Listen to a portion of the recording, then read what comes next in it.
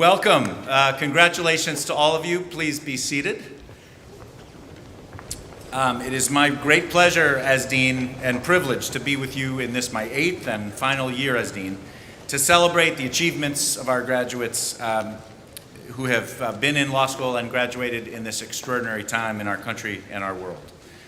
For those of you in the JD class who've been here for 3 years, you started on campus in person in the fall of 2020, pre-vaccine days, came to campus with our dedicated faculty and staff in the classroom with you, managed to schedule, which as Dean I couldn't pretend to understand, with red groups and blue groups and remote, and your adaptability, flexibility, resilience got you through that first year.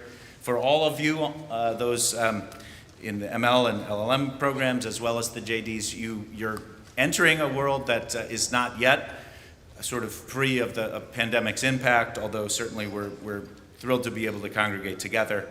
And all of us, I think, realize as you start your careers, we can prepare you, we have prepared you, we're in awe of your talent, but we know and are humbled by the uncertainty and impact that the world around us has. And so the best we can do and the best that you can do, I think, is enter your careers knowing that whatever you expect to do right now is probably going to change. That's okay.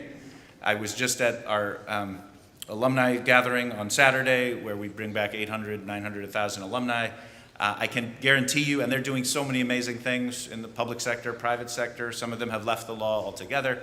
And not a single one would have probably, with a very few exceptions, would have known when they sat where you do right now what they would be doing in 10, 20, 30 years. And yet, their careers have taken paths they couldn't have foreseen in fulfilling in amazing ways. And so that's what lies ahead of you.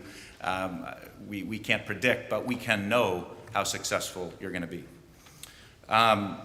We mark today not just the completion of your years here at this law school, the launch of your legal careers.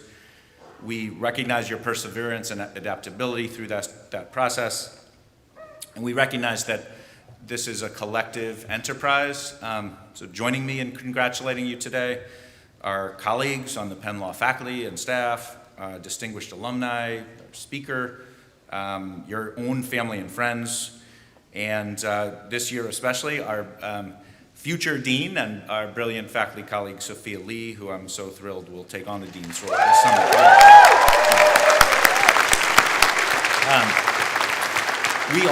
We all stand in awe of you. We stand in appreciation of your hard work and really sort of share in the hope and optimism that you manifest both right now and through your careers. You will make the world a better place, and you will make our profession proud of you. In the time you spent here, you embodied and realized the best vision of a Penn Carey Law education.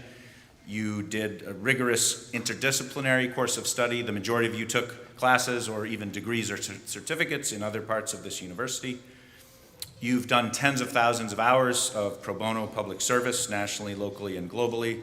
You've applied your lawyering talents and diverse values to leading our campus community in over 90 different student groups, as well as in many cases in our clinics and elsewhere forcefully and effectively advocating for change, both in the broader world and where appropriate, and it is appropriate at times, here on campus. And I want to say as Dean how much I appreciate the lessons I've learned from you who are graduating today, as well as your predecessors. Your critical analysis of all of our institutions in society, including this one, make us better, and I appreciate it very much. Beyond learning the law in the time of COVID, you've also learned the law at a time when there have been too many vivid examples of the way in which our law and legal institutions are not perfectly or appropriately serving justice, rectifying discrimination, embodying the inclusivity and transformative nature that we would like to see and that some of our aspirational documents have in the pages of the Constitution or the Declaration of Independence or the founding documents of other countries from those of you represented here. We don't always live up to the promises of our laws. And that's been true for a long time. It's something that you recognize, that we recognize, and it's sort of inherent in being a lawyer. The speaker I'll introduce in a few moments after some student leaders, Gloria Allred embodies that. She spent her career and her life recognizing the imperfections and inequities in our legal system and using her career and her talents to build her vision of a better future, helping so many people. And that's something that all of you already are doing and can do. The law is much more than the words written on the page or the marble buildings and the courts. The law is created and applied by the human beings who occupy those institutions. The law that we do, has real human effect. And so it's something I've appreciated more and more, that we do, I think, a really great job teaching you the law and the other disciplines and giving you the tools to manifest your own values, your own vision for what the world ought to be. But you bring those values. We didn't teach you that. You brought that from wherever your various backgrounds that you came to us. You brought it from the work that you did before you came into law school. You brought it from things that are deeply personal and that are both within yourself and that you got from your loved ones and your family. And so I really want to pause also to thank all of the parents, spouses, loved ones, children in some cases, grandparents, everybody in the room who supported a graduate today. Graduates, please join me in thanking those people, because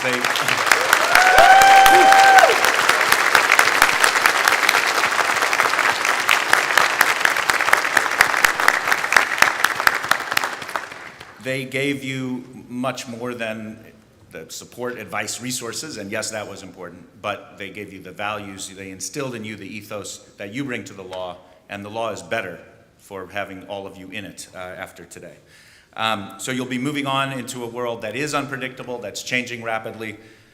All of us who have taught you and who've been privileged to know you while you've been at this law school know that and we've seen what you've done while you're here, you have the vision, the adaptability, the intelligence, the grit to meet whatever changes the world throws at you or whatever your personal circumstances throw at you. It won't be a straight line. You will have opportunities, challenges that you can't predict today, and that's part of the beauty of your legal careers when I see alumni coming back to see that kind of non-linear fashion that all of you are so well equipped to take. So don't worry if in a year or 2 or 5 you find yourself not liking the job you're in. That's okay. That happened to many of us. And so many people work in multiple jobs in their first 5, 10, 20 years as they find exactly their niche in the law that kind of correlates with their values and their vision. That's a sort of something that happens for many generations who've left this law school, and it's part of finding out who you are professionally and personally. One thing will remain constant: you'll always be part of this law school community. You'll always be welcome back here. Wherever your path takes you, this will always be your law school. And on leaving this law school, you make our legal profession, our nation, our world stronger. I extend my deepest congratulations to you. I'll come back again to introduce some of our other speakers in a few moments.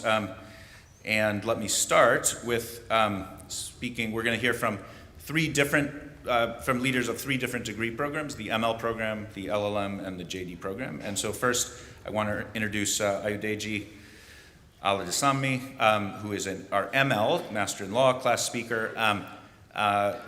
I didn't do as much teaching as Dean, but I did enjoy teaching constitutional law to the ML program, and Ayo was a wonderful student last year. Despite that, he's doing well, and he graduated.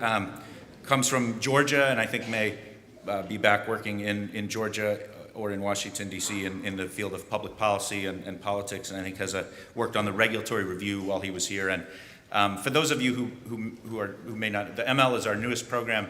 It's designed to teach the basics of law to people who are brilliant in other fields than law and probably aren't going to be lawyers, but are going to take the skills of a Penn Carey Law legal education as policymakers, physicians, educators, financial advisors, etc. And it's our fastest growing program. So on behalf of that program, it's my pleasure to introduce Ayo. Thank you.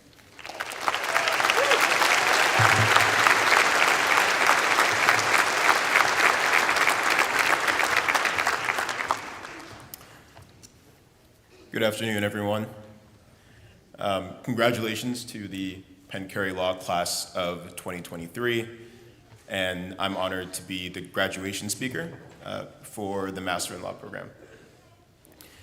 My name is Aladesanmi. I'm graduating this spring from the University of Pennsylvania with a Master of Public Administration from the Fels Institute of Government, and graduating from Penn Carey Law with a Master in Law. Over the course of my time at Penn, I've been able to take an interdisciplinary approach to studying public policy, public management, and public institutions, and doing so within a comprehensive 21st century context. My decision to come to Penn to study public administration was born out of ambition and idealism, but also a complex mix of insecurity and uncertainty about the direction of the world and my place in it. For context, I started applying to graduate school during the fall of 2020, during the throes of the pandemic and the resulting massive loss of life, during a historic and worldwide reckoning around issues of racial injustice toward Black Americans, and during a massively consequential election season that would honestly serve as a watershed election within modern political history. So day after day, as I sat down to complete my essays and applications, my goal for graduate school shifted. And my goal was no longer just to get a certain graduate degree so that I could embark on my desired career path. Instead, my goal grew into a desire to do justice to the study of government, public institutions, and public service. I wanted to properly understand all the systems and mechanisms that allow us to govern our society, and to use this newfound understanding to push our world to toward a more just and equitable orientation. Coming to Penn to explore these ideas, however, presented a really unique opportunity. And with the Master in Law, I saw the opportunity to not only be interdisciplinary, but to be complete in my analysis of important issues as it related to public policy and public administration. And for other disciplines as well, I asked myself, would studying this area be complete without the formalized and foundational study of law and legal systems? For example, is the study of global affairs complete without formalized study of human rights, of treaty formation, or of public international law? Is the study of journalism complete without the formalized study of First Amendment protections, of press freedom, or the inextricable link between an active press and a healthy democracy? And in my own field of public policy and public administration, would my own perspectives be complete without formalized study of courts and judiciary systems, of administrative law, or larger questions of law and public governance? To all these questions, for me, the answer was no. Currently, we're all in a period of transition, and moments like this call for a healthy dose of reflection. With the learning that we've just completed, we will all go on to make consequential strides in each of our respective fields and embark on successful careers as well. But in graduating from a law school, there's also something special. Whether we explicitly recognize it or not, and regardless of whether you're graduating with an LLM, a Juris Doctor, or a Master in Law, we've all committed ourselves to rigorous study of the laws, rules, and the long-standing norms that underpin our complex and constantly evolving world. And in a time of enduring attacks on respected institutions, but also during an era of unprecedented connectedness, it's no doubt that we will all put our training to good use in the future. And that in itself is an endeavor we should all be proud of. Thank you.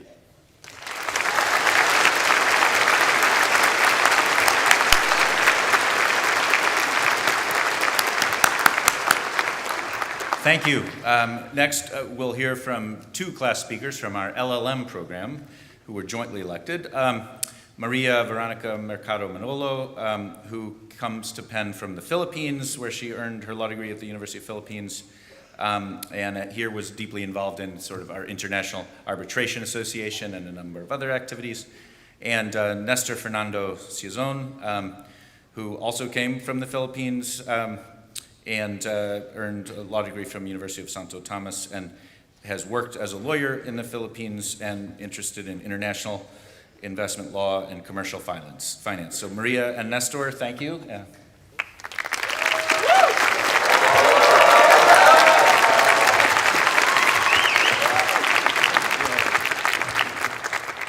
Good afternoon, Dean Ruger, our esteemed professors and faculty, our parents, family, and loved ones, distinguished guests, Philadelphians, and of course, my fellow graduates.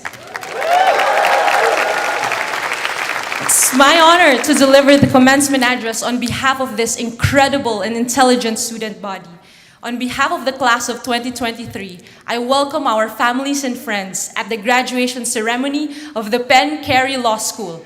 Every one of you has made an impact on every graduate who is sitting here today. Today is indeed a day of celebration and achievement, but it is also a day to reflect on the challenges and obstacles that we have faced along the way. Each one of us had to overcome difficulties and setbacks to make it to this very moment, and we should be proud of all that we have accomplished. But as we celebrate our own achievements, it is important to remember that we did not get here alone. Along the way, we had the support and guidance of our friends, families, and mentors who encouraged us to keep going, even during the times when we felt that giving up would be much easier than moving on. And so I thank all our families who went here for our graduation, just as I would like to thank my late father who passed away, believing that I could do more than I believed in myself. He supported me ever since I was young and believed in me like no one else ever did. I would also like to thank my family who has been my greatest source of support in achieving my dreams. Our parents have encouraged us to pursue our dreams and supported us every step of the way, even when it meant making personal sacrifices themselves. So let us once again give a warm round of applause to our parents and families who are here with us, and to those who could not make it.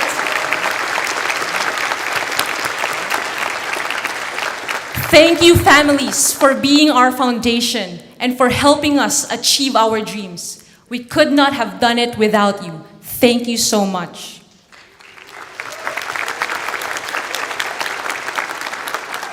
In the city of brotherly love, where freedom is found, we've treaded the streets of Philly, feet on the ground. From Center City to South Street, we've roamed. In this vibrant city, a place we can all call home. From cheesesteak debates to the Liberty Bell, Philly's charms has stories we all love to tell. In the land of Rocky, where champions rise, we embrace the grit, reaching for the skies. The friendships you have formed during our time here are more important than any test score or diploma. These are the people who have been with us through the highs and lows of life, especially for us LLM students who are foreigners living in another land. Thank you to all of our friends who have helped us overcome the challenges of living in the US.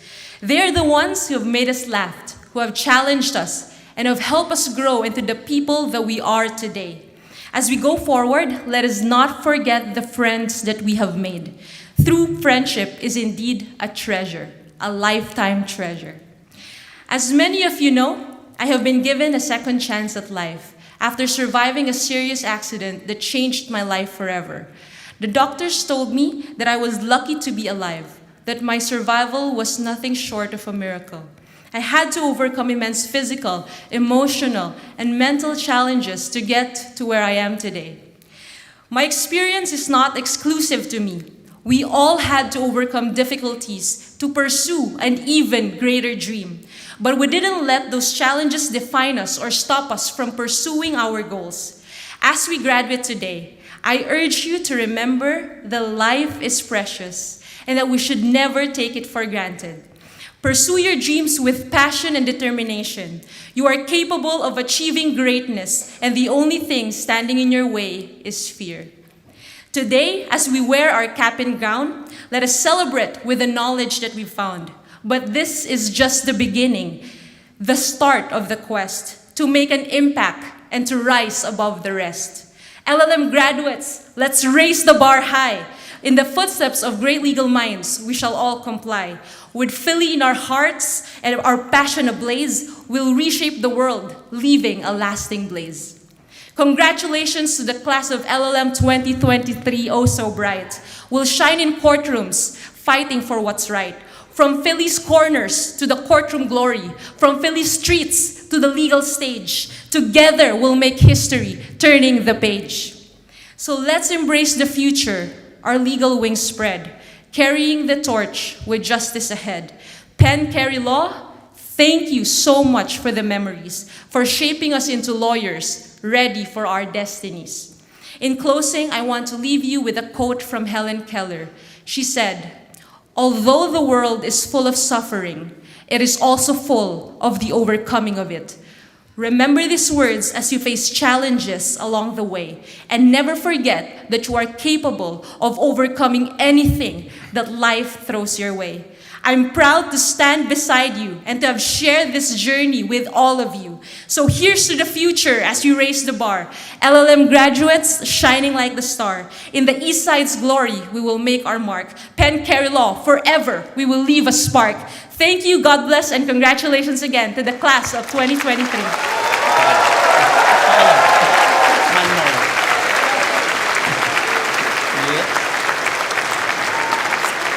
Thank you.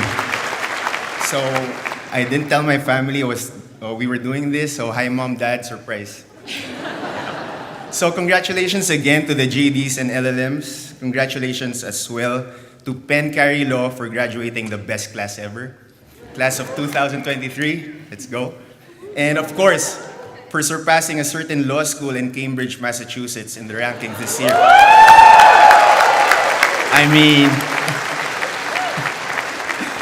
yeah, so it's hard to believe that just 10 months ago for us LLMs, a few years in the case of the JDs, most of us were strangers embarking on this academic journey together. But now I can confidently say that we have all gained much more than just a degree. Aside from getting the full Ivy League experience and a Penn diploma, we have gained friendships that will last a lifetime and memories that we will cherish forever. And let's be real. Nothing strengthens bonds quite like taking the same classes, being interrogated Socratically by the best minds on earth, and those long days at Biddle Library. Nothing except maybe drinking several pints at New Dick, Bonners, Barstool, rooting for the Flyers, the Phillies, the Sixers, and the Eagles, and booing Wharton at fight night. As law students and sports fans, we know that wins and losses come and go, but the memories with friends and family will last a lifetime. Studying at Penn and living in Philly has certainly been an experience. We've had our share of good times and challenges in school, in Philly sports, and in everything else. But through it all, we have stuck together, celebrating our victories and, more importantly, supporting each other in tough times. We have shown grit and determination in the face of adversity. And as a wise man once said, we are from Philly and we fight. That's what we do. And we drink. Sorry. I'm gonna tell you this, and I'm gonna tell you this only once. It is the lives we've changed for the better that truly define our success. The real gift of our time here in Philly and thereafter is the relationships we have formed and will form, which will outlast any job or accolade. Our diplomas will get us very far professionally. Obviously, it's a Penn diploma, but only so far. For everything else, we need friends. We need our family.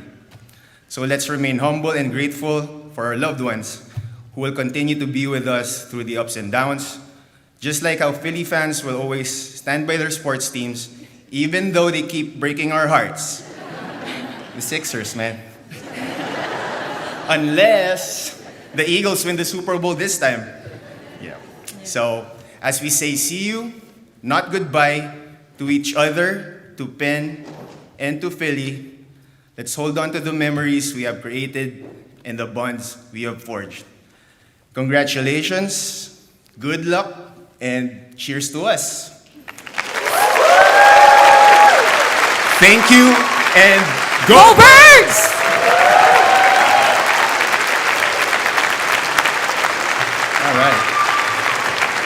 That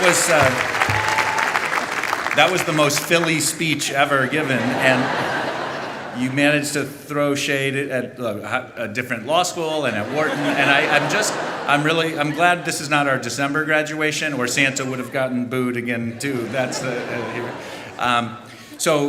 Thank you, and now I'll introduce the JD class president, Noor Irshaidat, who is been a student leader of so many organizations, CSR president. Middle Eastern Law Students Association, Women's Association in court.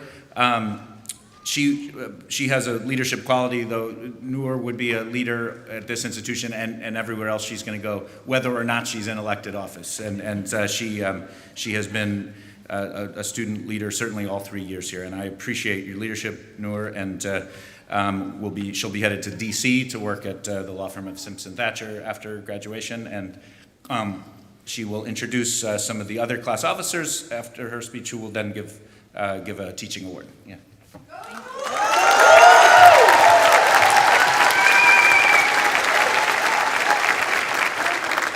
So for those of you who know me, I always start by taking a picture. So all the JDs, a quick selfie. Tayler. Okay, great. We can get to my speech now. Welcome everyone. Ladies and gentlemen, thank you, Dean Ruger, for your kind introduction. Ladies and gentlemen, esteemed faculty, beloved family members, friends, and fellow graduates. Today, I stand before you as a proud member of the University of Pennsylvania Carey Law School, class of 2023. Thank you. But my presence here represents more than just a personal accomplishment. It signifies the audacity and courage of a young woman who defied conventions, leaving her beloved Amman, Jordan, and her supportive family behind to embark on an extraordinary journey. 7 years later, I am deeply grateful for having had the opportunity and chance to attend one of the most prestigious law schools in the world. Reflecting on our collective journey, I am struck by the profound transformations we've had and all undergone during our time in law school. Not only have we acquired a wealth of knowledge and skills, but we have also discovered that there is no single archetype for a successful law student or lawyer. Our class represents a beautiful tapestry of diverse backgrounds, perspectives, academic interests, and professional experiences. Each of us has our own story, our own challenges and triumphs that have defined our time here. For me, law school has been undoubtedly rewarding, but it has also presented its fair share of challenges. As a female Muslim international student, I embarked on this journey without a roadmap. At times, I felt like an outsider, confused, and at a disadvantage.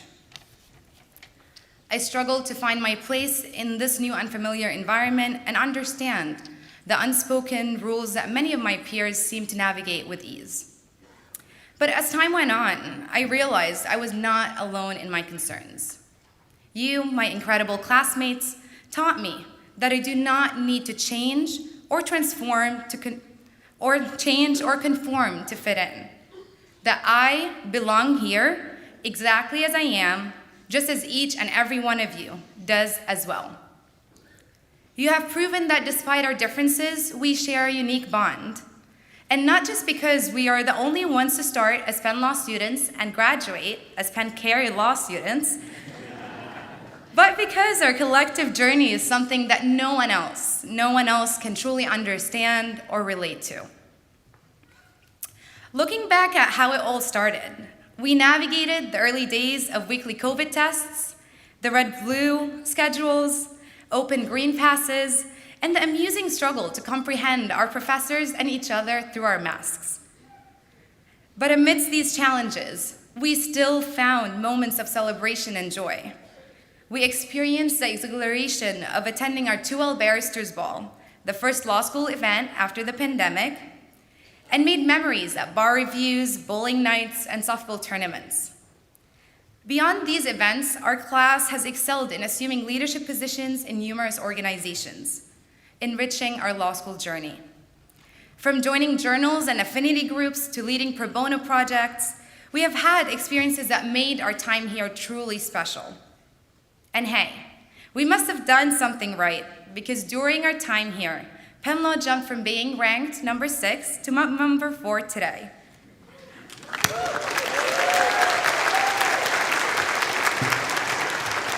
I guess we can't underestimate the power of our brilliance, collective brilliance, of course, and free donuts. And through these shared experiences, we've supported each other and developed friendships and memories that will last a lifetime. I will never forget the time I had to quarantine for 2 weeks due to a potential COVID exposure. And during those trying days, I was touched by the outpouring of love and concern from my fellow classmates. Shout out Section 1, also known as Section Fun. The classmates who made sure to check in on me, sent me class notes, and even held virtual study sessions so that I wouldn't feel isolated despite my physical absence. To the class of 2023, thank you all for making my Penn Law experience everything I could have wished for and more. I would also like to express my sincerest appreciation to the administration, faculty, and staff for their steadfast support throughout our time at Penn and beyond. Your unwavering commitment to our education and personal growth has played an invaluable role in molding us into the legal professionals we are today. To my parents, Amjad and May, they're right there. Hello, parents. They've come all the way from Jordan to be here and celebrate with us. And my siblings, Sophia, Sarah, Adiva, and Jenna watching us online. And all the parents, families, partners, and friends who have made countless sacrifices to get us where we are today. Thank you. And a special thank you to my fiance, Sammy, for being the beacon of light that has added an extra spark of joy and inspiration to my life as a law student. Yeah, he deserves. He was there for all our events, so you guys probably know him too. Today is a momentous day that brings us together to celebrate our remarkable achievements, the achievements that are as much yours as they are ours. We have accomplished something truly extraordinary, and I want to extend my heartfelt congratulations to each and every one of you. We did it. But as we prepare to bid farewell to this place that has become our second home, let us carry the spirit of Penn within our hearts, holding fast to the lessons we have learned and the values we have come to cherish. It is now our opportunity and our responsibility to use our legal education to address the pressing issues of our time. Whether it be promoting equality and justice, advocating for human rights, protecting the environment, or helping businesses thrive, we have the power to make a positive impact on our local and global communities. Our role is best expressed by an Arabic verse that has deeply resonated with me. القانون سيف على الظالمين ودرع للمظلومين والمحامي شمس تنير درب الحق وتنشر في القلوب الأمل. The verse translates to, the law is a sword against the oppressors and a shield for the oppressed. And the lawyer is a sun that illuminates the path of justice and spreads hope in the hearts. It is an honor to stand among you today, an incredible community of scholars, dreamers, and trailblazers, committed to illuminating the path of justice and spreading hope. This is just the beginning of our journey. Let us go forth with courage, compassion, and conviction. The world is waiting for us, and I'm confident that we will make it a better place. Congratulations, class of 2023, Mabruk, and thank you.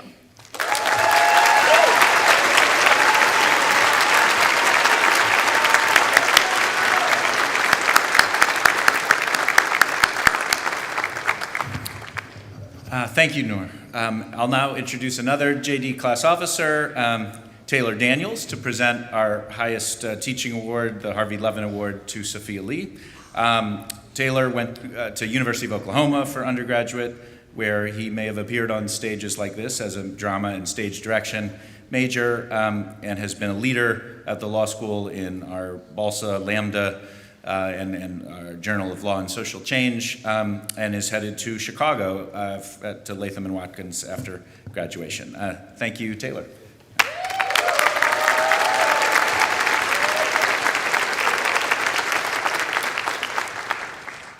On behalf of the JD class of 2023, I'm honored to present the Harvey Levin Award for Teaching Excellence to Professor Sophia Lee. Professor Lee is a devoted teacher, a tenacious advocate, and a superb scholar. Her unwavering commitment to the students of this law school and the dedication to fostering our dreams and goals have set her apart as an exceptional educator. Professor Lee's passion and enthusiasm for sharing her knowledge and building safe and inclusive communities has profoundly impacted the lives of her students. Her students describe her as a once-in-a-lifetime professor and mentor, someone whose compassion and investment in everyone who walks in her classroom can be felt the moment they walk through the door. Whether we're discussing something as complex as procedural due process's ability to constrain agencies, or something as seemingly insignificant as the time temperature salinity rules for hot smoked whitefish, Professor Lee brings the same compassion and curiosity. And when you're on a panel in her class and you get cold called, she has the very much appreciated ability to turn anything you say into something that sounds coherent and on topic, and we are eternally grateful for that. Professor Lee's kindness and grace and support aren't just reserved for the students in her classroom. She advocates and supports every student on this campus.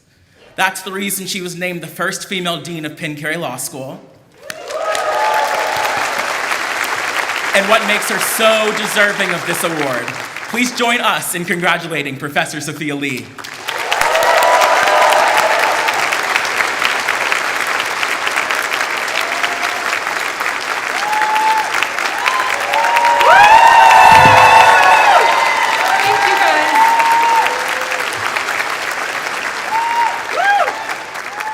As you know, these last few weeks have been many occasions where I've been just on the verge of tears, and that wonderful, wonderful explanation of the prize just really put me right back in that spot. But I'm going to try to gather myself and start talking about all of you, because that's why we're really here today. And as much as I'm looking forward to assuming the deanship later this summer, I really wanted to speak to you today wearing my professor hat, since that is why you invited me here in the first place. So first, I just want to start and say I am just so immensely thankful for this honor. Having faculty who are excellent teachers and mentors, as well as excellent scholars, is really one of our law school's defining strengths and something we all work very hard to achieve. So having your recognition on that measure is humbling, it's incredibly touching, and it's immensely gratifying. So thank you for making the last semester I would teach for a while particularly meaningful to me. So I think that the degree to which I would feel all these things would be the true anytime. It's especially true, as I was just saying, because I'm wrapping up teaching for a while. And I think it's also especially true when I reflect back on the journey you and we have been on together these last 3 years. And these themes have been worked through everyone who's spoken today, because they have been really, in some ways, very unique years. In other ways, more universal ones. So those of you who've taken a class with me know that I like to end the semester with some life advice. And since I haven't had the great fortune of teaching all of you who are here today, I thought I'd take that same approach with you in these remarks. So I'm going to highlight some of the life lessons that have served us as a community these last 3 years, and that I hope can continue to serve you in the years to come. Well, as everyone's noted, you started out having to learn partly remotely because of COVID. That was a very distinctive experience for your beginning of law school. Many of you had me during what was my first time having to teach a class, a large lecture class via Zoom. And learning that year really demanded a combination of flexibility, creativity, and incredible goodwill. I particularly benefited from your goodwill, and those were qualities that you really delivered in abundance. And I think bringing those qualities to all you do in life is lesson number 1. The next year, we were able to all learn together fully in person. And I thought, I personally, and I think for many of you also, got a powerful reminder of the importance of human connection. I was so moved. It was another almost crying day for me. My first day back in the classroom. And it was before anything even got started. I hadn't done anything other than sit in a room. It was really just listening to your conversations with each other before we got started that I found so moving. And those small, impromptu moments of personal connection are a critical part of the law school experience. So life lesson number 2 is to really cherish the relationships that you made here and to find pathways to new relationships with each other even after you leave. Remember that Penn Carey Law is a big family, and like a big family, we may not agree on every particular, but these are people you've spent the last 3 years with who will always have your back. And this past year, you and I were going through a more similar process than you could have realized. Even as I talked to many of you about your own career plans and aspirations, I was considering a major career shift of my own. I was trying to practice the same kind of openness to new experiences and unexpected opportunities that I was encouraging all of you to embrace in your own lives. I think legal careers these days are transforming in ways many other professions did decades ago. Those of you who took employment law with me will have heard me talk about this before as the move from ladder-like careers to latticed careers. And that means for many of you, your future is not going to involve moving in lockstep along a single career trajectory. Instead, you're going to be pursuing the same kind of job in different places, and you will likely also remake your career a number of times over. So the third life lesson I have for you is that even though it can feel like there is only one path to follow in the law while you're in law school, in fact, there are many side paths ahead of you. And I encourage you all to keep an eye out for those side paths and to be open to exploring them as you go. Now, that kind of uncertainty can be uncomfortable, and big changes can be frightening. So my last life lesson for you is something that I told myself just this year as I imagined assuming what everyone tells me many times is a very hard job. So that last life lesson is, please don't ever let fear stand in the way of taking on new challenges. Listen to it, feel it, but don't let it control your choices. So we're all going to be embarking on new career paths together after today, and I really look forward to seeing all the brilliant lattices that you build. And remember as you do that your Penn Law community will have your back and be an ample source of goodwill as you tap your courage, your creativity, and flexibility to do right, good, and well in the lives that lie before you. And now, I may just cry, but I'm not going to do it into the microphone. Thank you all so much for this great honor.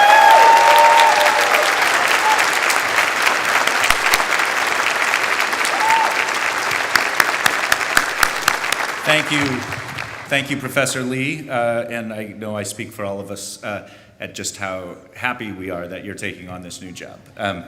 None more than me, but yes. And you're going to be amazing as a dean as you are as a professor. I'll introduce now Errel Peli, representing the LLM students, who will give the LLM teaching prize to Professor Bill Ewald. Errel earned his law degree from Hebrew University in Israel and worked as a corporate associate there. And has served as an anchor for the class while here, organizing the LLM's raucous, you can know what I mean, raucous Thanksgiving party where probably they watch the Eagles, among other things. And Errel, thank you for introducing the next award. Yeah.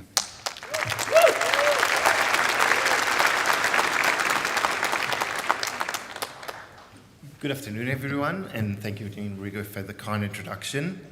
Let me begin by expressing my gratitude to all of the outstanding faculty here at Penn. This has been an amazing and challenging year, and my classmates and I have been in awe again and again with the exceptional teachers we met here. We are thankful for the opportunity to study with such distinguished scholars and appreciate your guidance and mentorship. We also greatly admired your ability to deal with questions from 37 different jurisdictions. We know it's not always easy. Each year, the LLM Excellence in Teaching Award is presented to an outstanding faculty member. This year, the LLM class chose a professor who truly embodies what Penn is all about. He's a world-renowned professor of law and philosophy and a truly interdisciplinary scholar. He's also committed to examining law from a comparative perspective, making him a perfect fit to work with LLMs, each with a distinct background and experience. His curiosity and genuine interest in where each and every one of us come from and our perspectives were greatly appreciated by all of us. He was the first faculty member to welcome us to Penn and laid the foundations for the US legal systems, which truly helped us in our future studies. He also provided us not only with the basis for the US legal system and its unique nature, but also with the background for the law school, the university, Philadelphia, and its unique spirit. He taught us about the US and its history, and you can't really know a place without learning about its culture and its past. We admired his humility and knowledge and are happy to have been his students this year.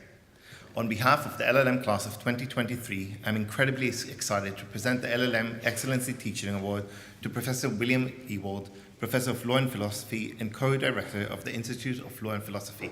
Congratulations, Professor Ewald.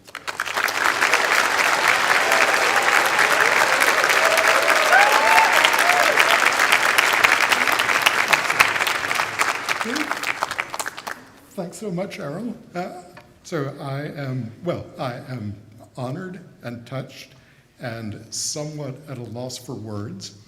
So I will keep it brief and say the main thing that strikes me is it was already clear last August when this quite remarkable class walked into its first classroom that the real honor of this day was going to belong to them for their accomplishments. So thank you.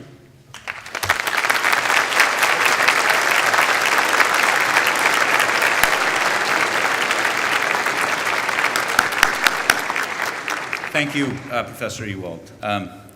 It's now my honor and privilege to introduce our keynote speaker, Gloria Allred. And I'm challenged to be brief for somebody with such an exceptional, impactful career. I'm personally honored and moved to be meeting and hearing from Gloria Allred. She's somebody who I and my classmates admired when I was in law school.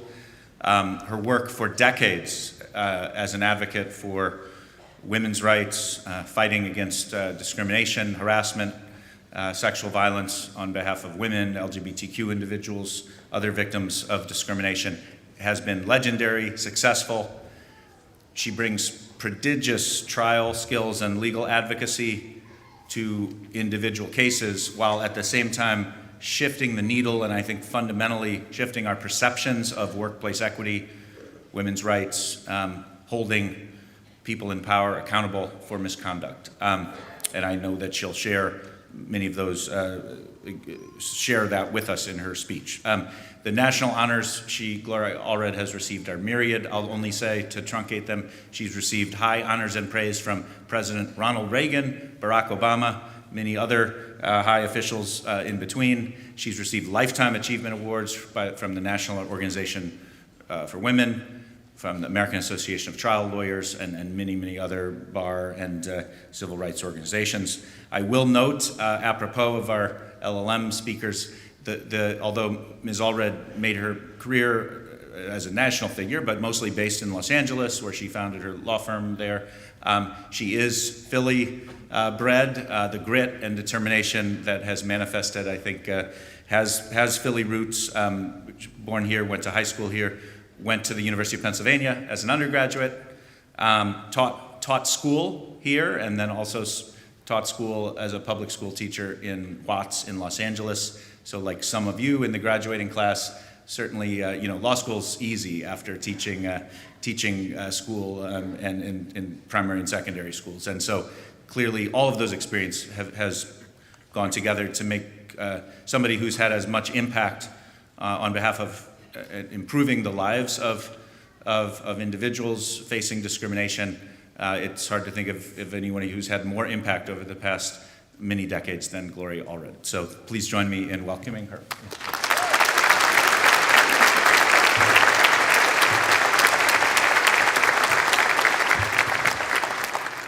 Thank you, Dean Ruger, and members of the faculty, parents, family, friends, and most of all, the class of 2023.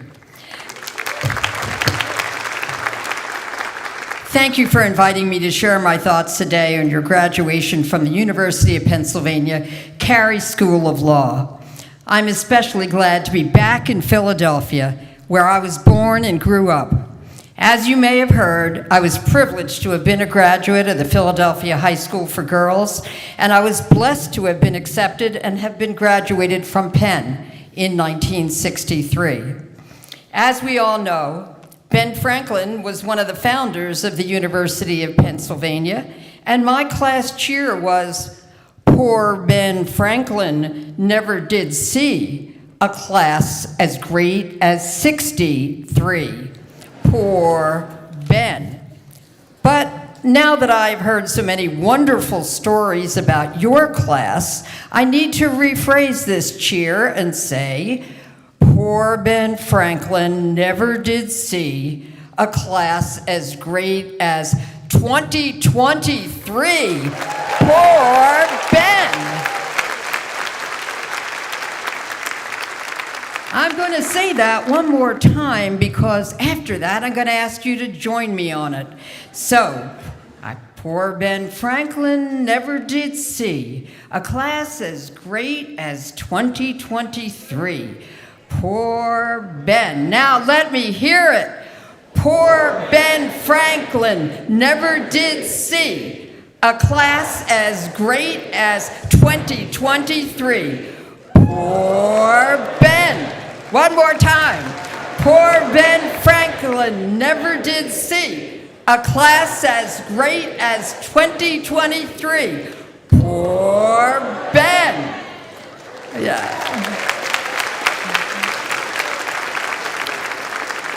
As excited as I am to be the speaker at your commencement today, I must say that I never imagined that I would ever be invited to speak at your law school commencement. My parents only had an 8th grade education, and I grew up in a row house in Philadelphia. We could never afford a car, and we had very little money, just enough money for my dad to put the money for food on the table each day, and my mother to then take it and buy the food for that day, and one new dress a year for me. My father was a door-to-door salesman, and my mom, who emigrated from Manchester, England, was a full-time homemaker.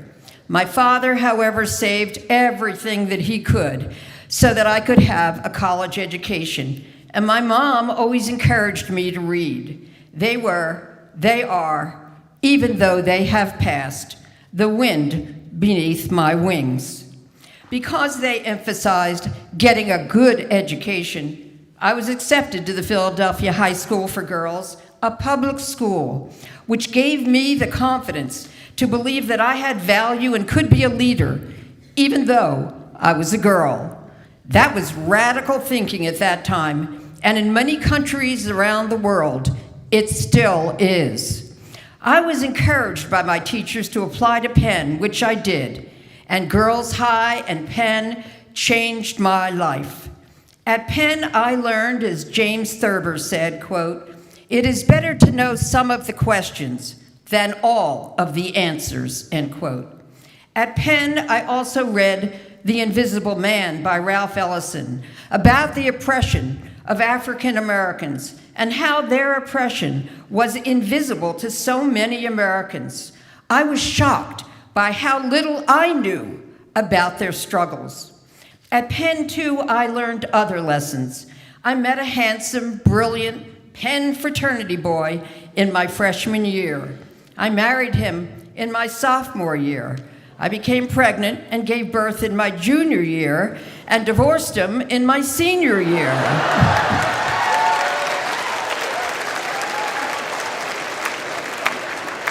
I became a single parent. As my father would say, I was a graduate of the College of Hard Knocks. Many of you have single moms, and you know their struggles, including their difficulties in collecting court-ordered child support. I faced that challenge as well, but let's fast forward to my becoming a lawyer. When my daughter was 5 years old, I took her and $100 and moved to California. I decided that if I was going to be poor, at least my daughter and I would be poor in the sunshine. In Los Angeles, I taught in Watts, remarried, and ultimately went to law school. There I met two classmates who changed my life. I asked them to form a law practice with me. They were at the top of my law school class, and they had offers from the big law firms. They asked me where the clients would come from. I said, if we do good in the world, we will do well. And that is exactly what happened. These two men, Nathan Goldberg and Michael Maroko, became my law partners, and they are still my partners after 47 years. Nathan, where are you? Stand up. He's here to support me today as well.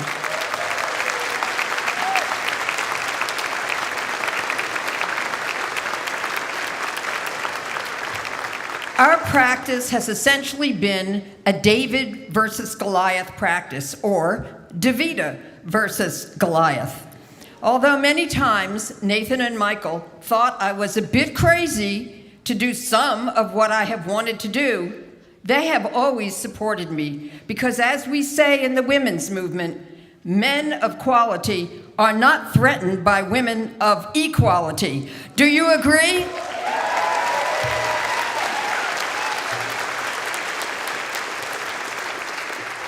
In our practice, which we began in 1976, I continued to ask questions. Why were there so many wrongs against women? And how could we as lawyers help to right those wrongs?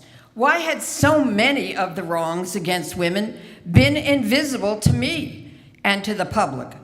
Now that many women were coming to me with the wrongs against them simply because they were women, I could not look away. I felt that we had to do something about it. One of those wrongs was pregnancy discrimination. We took a case involving an actress, Hunter Tayler, who was forced out of a role on Melrose Place on television because she became pregnant. We filed a lawsuit and we won the case for her. Hollywood learned the hard way that they could no longer fire an actress because she became pregnant. I also saw that mothers were unable to collect their court-ordered child support because many district attorneys were not fulfilling their legal duty to help mothers obtain support for their children. The failure of the district attorneys to enforce the law meant moms were being forced onto welfare. I could not look away. I scheduled a meeting with the DA in Los Angeles to discuss this problem and propose a possible solution. When he found out that I had informed the press that I was going to meet with him, he canceled the meeting. I refused to leave and then was locked in the district attorney's office overnight. The next day, I sat in and was thrown out. Like a boomerang, I came back on the third day.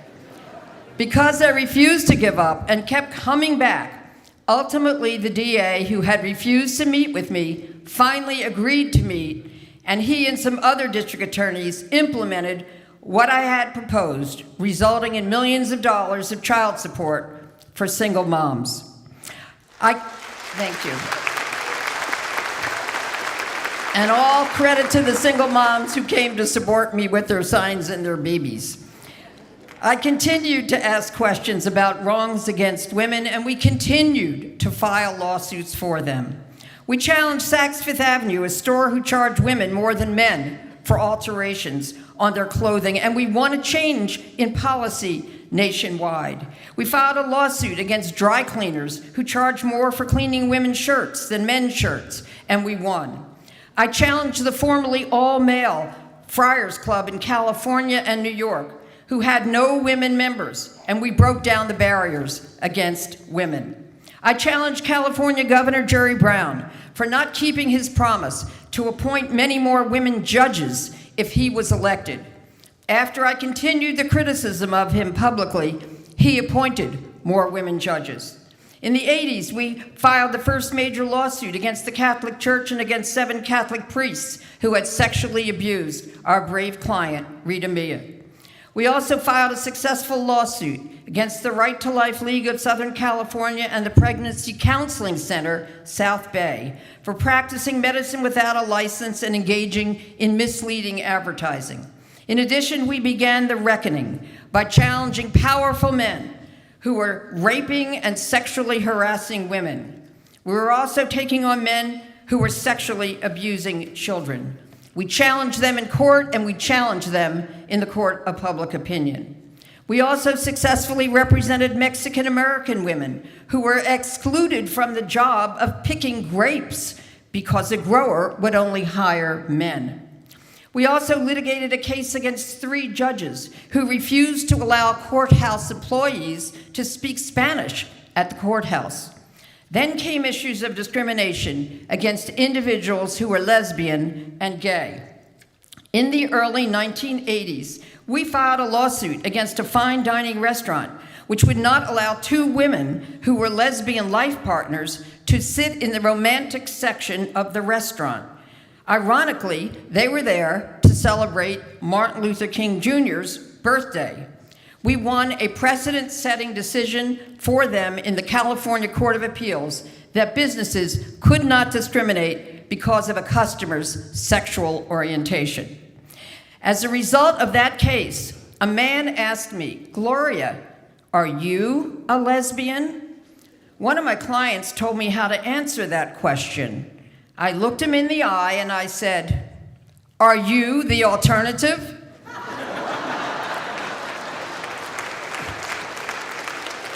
He never asked me that question again. We also filed a lawsuit for 2 gay men who went as a couple to their high school reunion, where photos were being taken for the high school reunion book. The publisher of the book refused to publish their photo because of his religious views about gay couples. He said that he had a constitutional right not to publish their photo. We fought this case, Engel versus Worthington Reunion Photographers, for more than a decade. And in 1997, we won a published decision in favor of our clients.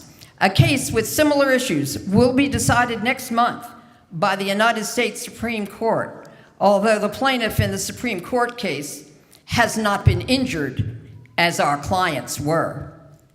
Then came the AIDS crisis. Our client, Paul Jasperson, was denied a pedicure when Jessica's nail salon learned that he was HIV positive and likely had AIDS. We fought for him for years and continued the legal battle even after he passed away. We won 2 precedent-setting decisions that individuals could not be discriminated against by businesses because they had AIDS or were HIV positive, and that even after the plaintiff had passed away, that an injunction could issue against a business in order to prevent discrimination in the future. The more we fought, the more we learned about injustices against women and marginalized minorities. Ultimately, we also became the first law firm in California to file a lawsuit challenging the constitutionality of the Family Code section in California, which prohibited same-sex marriage. Along with others that fought for marriage equality in California, we fought and won our case at the California Supreme Court. We also helped to win justice for many African American women who were victims of R. Kelly. We represented also 20 women who had been sexually assaulted and or sex trafficked by Jeffrey Epstein. In addition, we won a victory at trial for our client, Judy Huth, in our civil lawsuit against Bill Cosby, alleging child sexual abuse after his criminal conviction was vacated in Pennsylvania. We also represented Mel Mermelstein, a survivor of Auschwitz, against Holocaust deniers who had offered Mel $50,000 if he could prove that, quote, Jews were gassed in gas chambers at Auschwitz, end quote. Mel still had tattooed on his arm the number A-4685, put there by the Nazis during World War II. Mel had watched helplessly as his sobbing mother and sisters were led to their deaths in Auschwitz gas chamber number 5. Then he saw the smoke curl out of the chimney as they were murdered. We litigated this case for Mel and forced the Holocaust deniers in a settlement to acknowledge on the record the judge's ruling that Jews were gassed to death at Auschwitz. More significantly, the defendants agreed to make a formal written apology, which stated that they, quote, formally apologize to Mr. Melstein and all other survivors of Auschwitz for the pain, anguish, and suffering that he and all other Auschwitz survivors had sustained relating to the $50,000 reward offer, end quote. We also challenged many political figures, and because of our clients' courage, we ended political careers and/or helped voters to learn information about them that they would otherwise never have known. For example, we filed a lawsuit against Democratic Mayor of San Diego, Bob Filner, alleging that he had sexually harassed our client. As part of the settlement, he resigned. We also filed an ethics complaint against Republican United States Senator Bob Packwood for allegedly sexually harassing women. We also spoke out and provided evidence against Herschel Walker on behalf of and with our client, Jane Doe. We alleged that he had taken her to have an abortion at a clinic, even though he argued publicly that he was against abortion. He lost the election in Georgia, and his opponent, Reverend Warnock, was elected, thereby tipping the balance of power to the Democrats in the United States Senate. Now you may ask, why am I telling you this? Because, as has been said, to whom much is given, much is expected. Life is full of opportunities to win change, and I call on you, as the lawyers and judges and elected officials, which you may one day be, to help win that change that is still overdue for women and marginalized minorities. All you need to do is to decide not to look away and decide to do your part to help to win justice. You must do as the late Justice Ruth Bader Ginsburg, may she rest in peace, said, quote, fight for the things that you care about, end quote. And I say, develop a passion for justice. I learned at Penn how to make a moral choice. If you have the ability to act, and you have the desire to act, and you have the opportunity to act, it is the only moral choice that you can make. We are today in a country faced with many moral choices. Are we going to continue to allow women to be denied their human rights to reproductive justice and legal, safe, affordable, available abortions?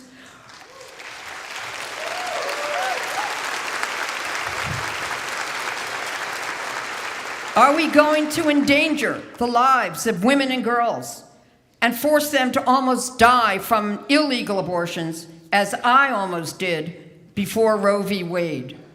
It has been 100 years since Alice Paul first proposed the Equal Rights Amendment to the United States Constitution. When will we guarantee women legal equality rather than second-class citizenship, which we are still forced to endure? No one has ever given women any rights, and they don't give us anything today. We have to fight to win them, and that is what we must do. What about environmental justice? Environmental catastrophe can be seen now in many countries, and more will suffer it in the near future. Millions of people are now refugees because of climate crisis. What about the war for freedom in Ukraine? What will you do about that? Will you support it, or will you turn away? What about voting justice? Instead of making it more difficult to vote, let's make it easier to obtain a ballot for eligible voters. What will you do about that? Our democracy in the United States is threatened by lies that have led to insurrection and interference with the precious right to vote. It is also threatened by corruption by some in both the legal and political establishment. You, as a lawyer, must get involved. and you must speak truth to power. You can file lawsuits. You can run for office. You can donate money to causes and candidates who share your values for change. And you can make decisions which will expand rights and not restrict them. You can protest and you can lobby. Most of all, you can help to empower the powerless, support a voice for the voiceless, provide hope to the hopeless, and fight the good fight for justice and for change. A journalist's job is to afflict the comfortable and comfort the afflicted. But as a lawyer or a judge, you have even more power than that. You have the power to make individual wrongdoers and institutions which engage in systematic injustice accountable. As Nelson Mandela said, quote, "It is in your hands to make a better world for all who live in it," end quote. And he also said, "It always seems impossible until it's done," end quote. Each of you and all of you can and must be the change you wish to see in the world, as Gandhi said. And you must do it with integrity and with courage. I am counting on you to do your part, and I know you will, because poor Ben Franklin never did see a class as great as 2023. Poor Ben. Class of 2023, please stand and shout it out with me. Stand up wherever you are. All right, ready? Poor Ben Franklin never did see a class as great as 2023. Poor Ben. Congratulations and mazel tov. Go forth and continue to make us proud.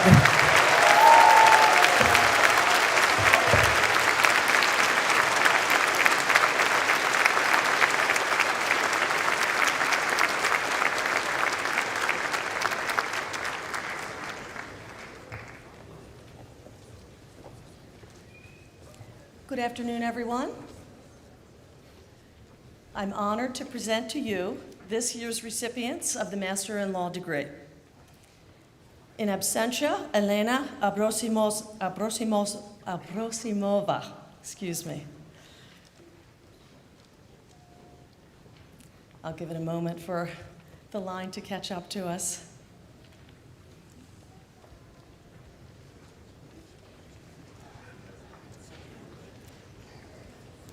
Oh, great. Ayodeji Aladesanmi.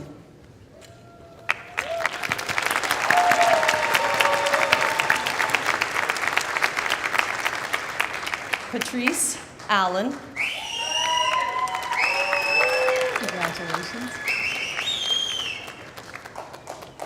Carly Arbogast.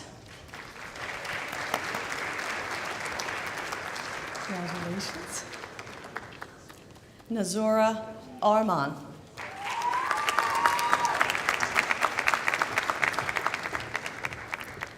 Blair Bean Robertson.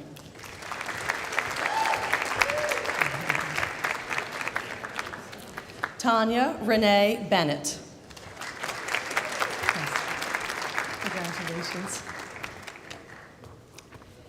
Devika Laj Bhutani. Congratulations. Damir Bryant. Congratulations. Next, we have Timothy Burtis, accompanied by Abigail. Well, congratulations. Someone is less thrilled. Julie Cardinali.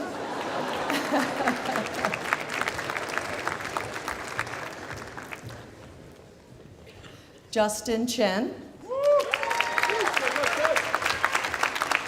Congratulations. In absentia, we have Zelen Chen. Next, we have Olivia Chowdhury. Congratulations. Melpo Christofoudou Solomido.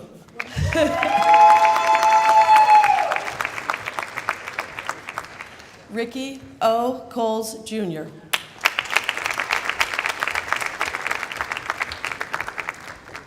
Jess Corey, accompanied by Oscar Zarcone.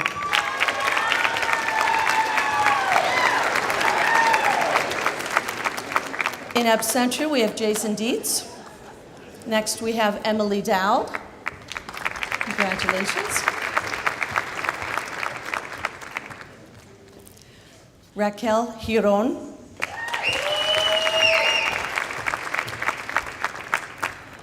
Laurel Graham. Congratulations. Ryan Glover.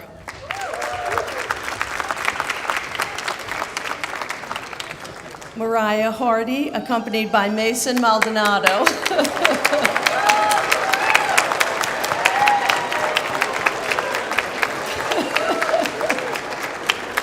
I was going to say, this could take us a while. Congratulations. Austin, oh no, I'm sorry, I missed.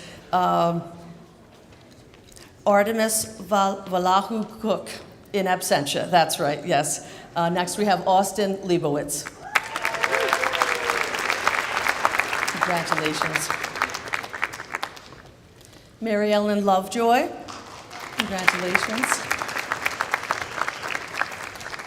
Next we have Sue Ange Lee, accompanied by Alexander and Isabella Lee.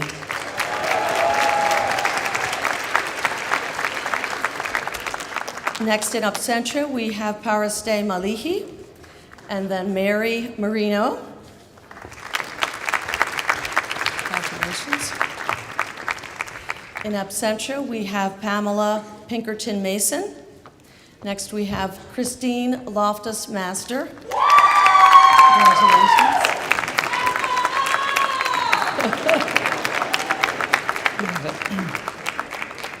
Frances Maxwell. The mom shout really gave me a catch. Catherine McCluskey. April Denise McCoy. Congratulations. In absentia, we have Sullivan Mbendi. In absentia, Govind Nagubandi. And it looks like we have in absentia Ajibola Alanyan and Shrey Patel in absentia. And then we have Ashley Scott. Congratulations. Carly Stein.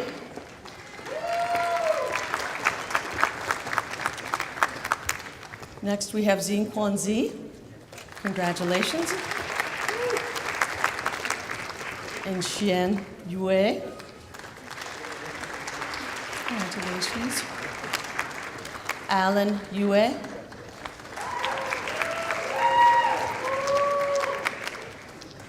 Alvin Zad.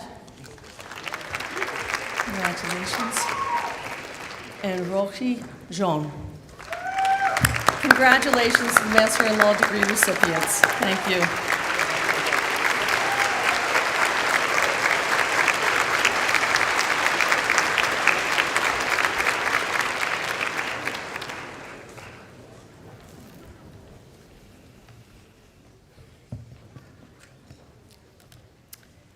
I am honored to present the Doctor of Science of Law, SJD graduates. Young Chun.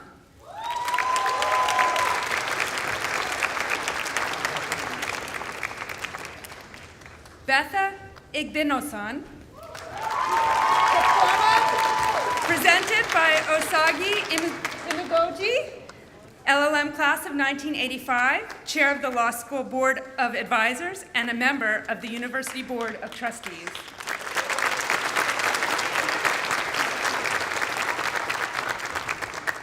Santiago Ortegon.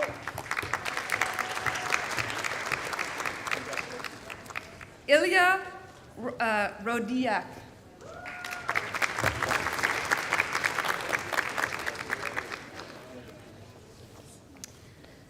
Now, introducing our Master in Comparative Law, or LLCM, graduate, Miyoko Kimura.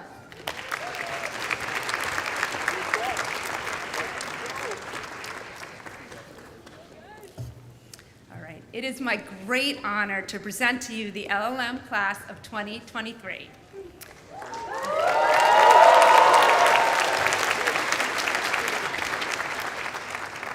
Mohammed Riyad Mohammed Al-Buabak.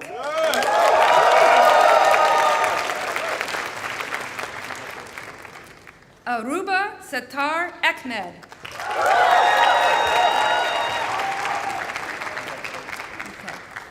In absentia, Hen Mohammed Rashid Al-Bala. Al-Johara Al-Basri.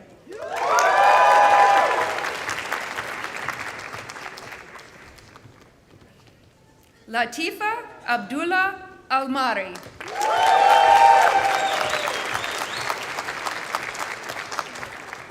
Parvati Bakshi.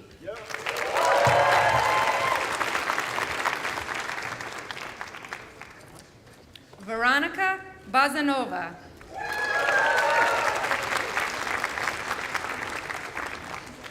Lisha Bhakti.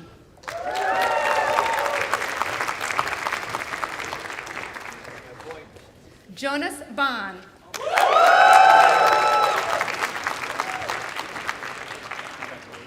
Josephine Iliora Budayana.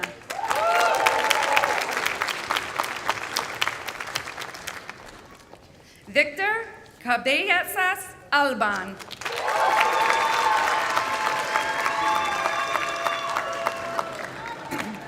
Marcela Brasileiro.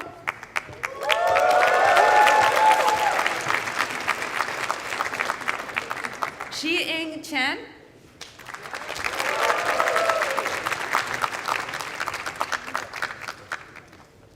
Ka Moon Chong.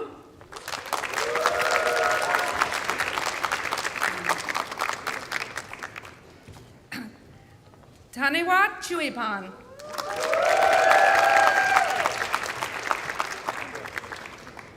Claire Chu Swapin.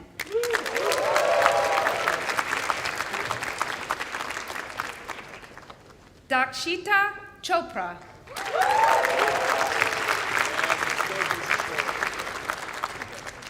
Jill Dilporta.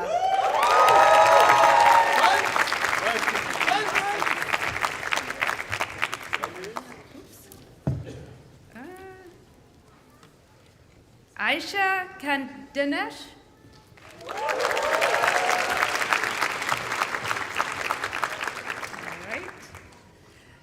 Jacqueline Escobar Rodas.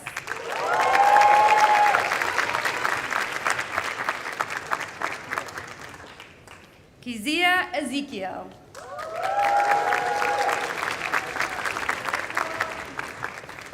Shengfei Fong.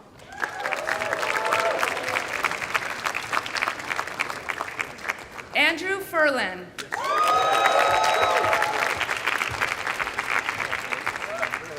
Pauline Marie Gayranan.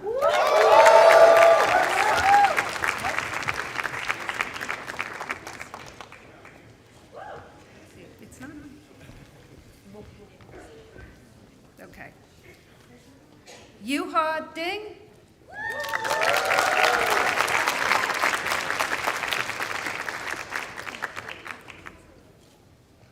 All right. Aaron Israel Globus.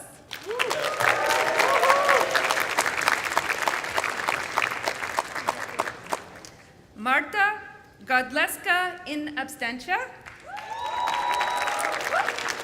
Herman Eduardo Gutierrez.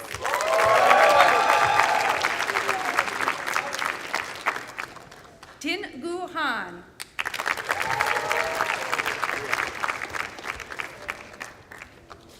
Takuya Hasegawa.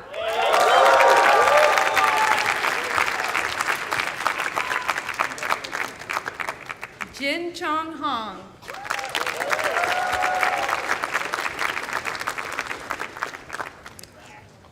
Pradyuman Kasta.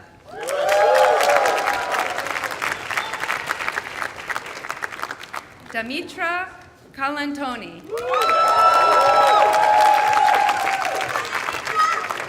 Harshuta Reddy Karsedla.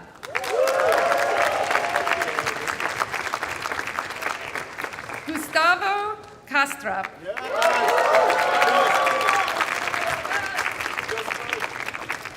Ken Kawimota.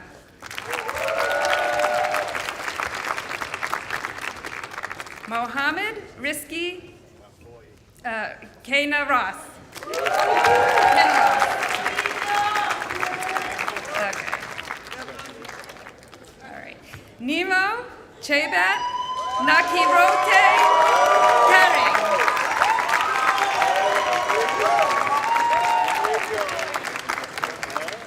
Adam Khan.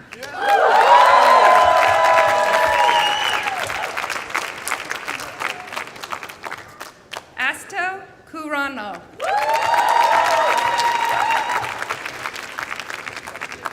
Young Jin Kim.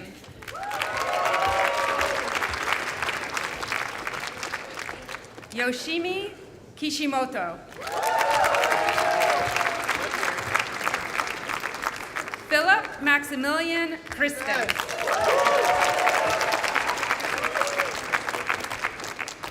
Shanti Krishna Devi. Kazuki Kurimoto. Trang Lee. Dong Jun Lee. Ho Man Lo. Ling Yi Lien. Sheng Long Lin. Yang Chen Li. Ziquan Li. Sophia Emilia Lindquist. Clara Lozano.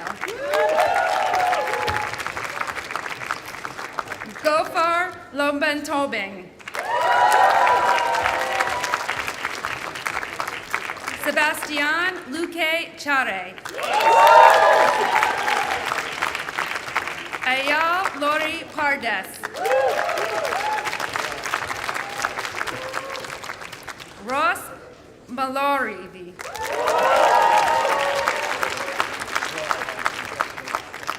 Marcelo Mamucci Pompilio.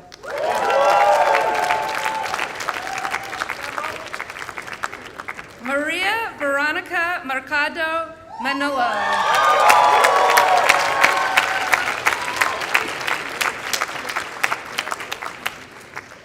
Carlotta Mastria.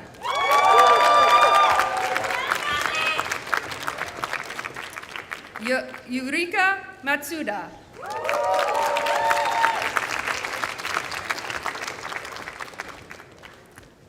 Matthew James Marr. With his aunt, Professor of Medicine, Emma Marr.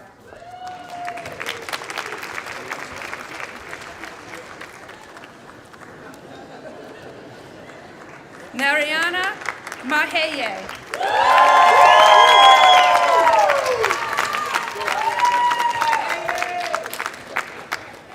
Saeed Mumin.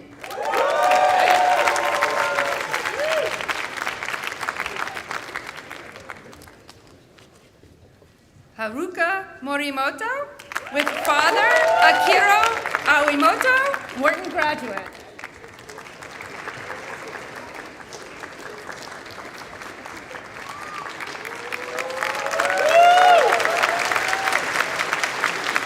All right. Masata Mukanoki with Kana.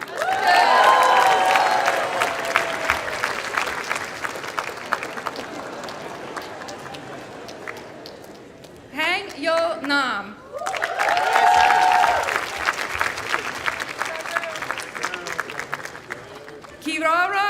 Kinoko Obane.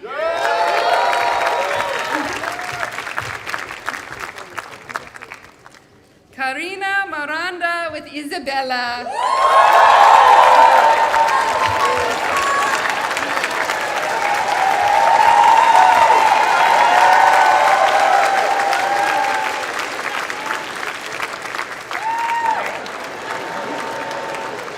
Stefania Almos.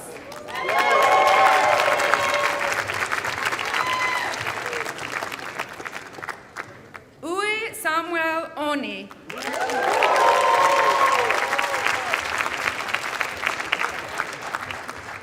Juan David Uvaje.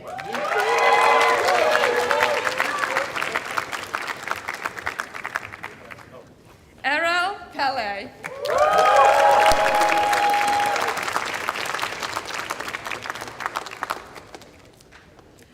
Kazadit Pimsokal.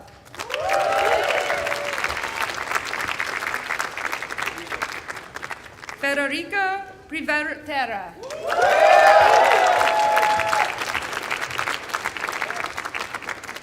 Song Chin Cho.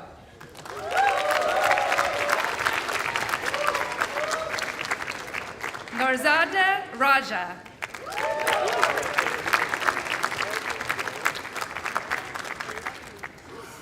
Fiorella Ruiz del Campo.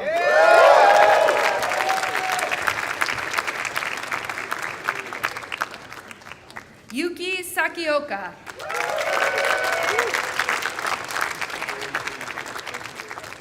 Bianca Scrava.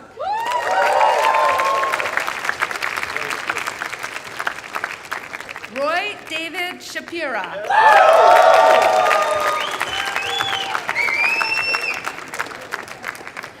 Kanoko Shimoda.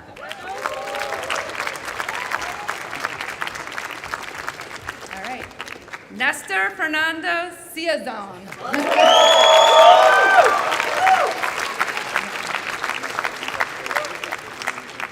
Johan Strogtrup.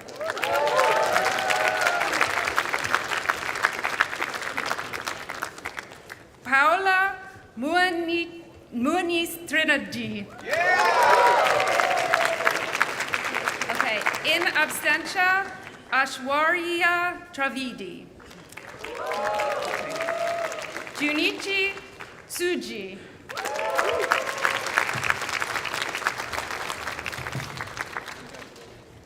Janaína Rodriguez Valle Gomez.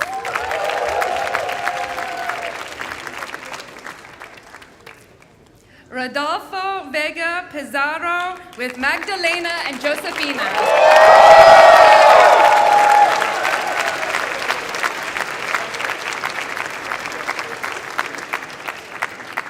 Guan Wang.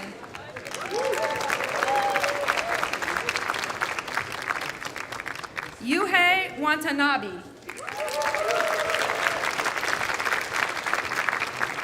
Vincent Ville.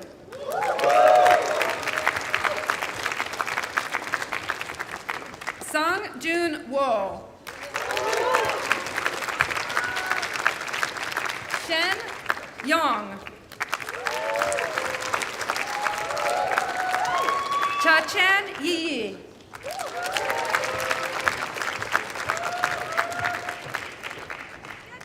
Yoga Bhaskara Yogiandi. Yu.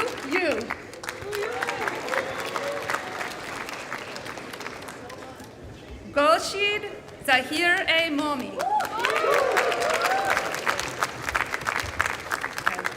In absentia, Sin Yu Jai. Ichu John. Ethan Zhang. Yanfeng Chao. Yuan Sing Zhou.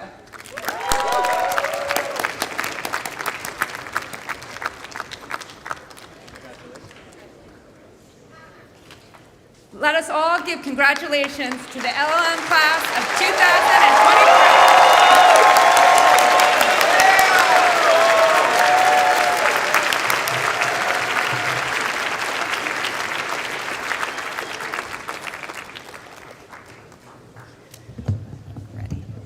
It's my privilege to introduce the JD class of 2023.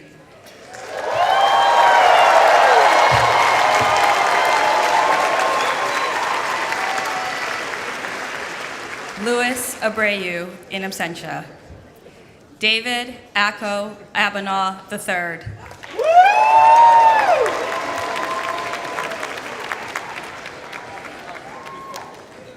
Sydney Akwe. Degree presented by her sister, Stephanie Akwe, Penn Nursing Class of 2021.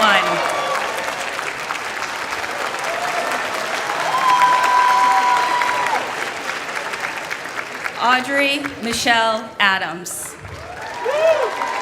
Degree presented by her mother, Michelle Miano, Penn Med Class of 1990.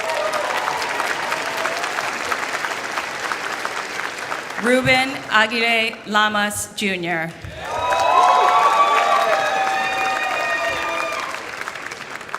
Youssef Ahmad.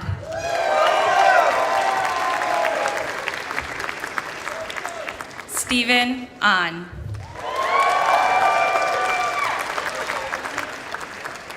Ian Ajluni.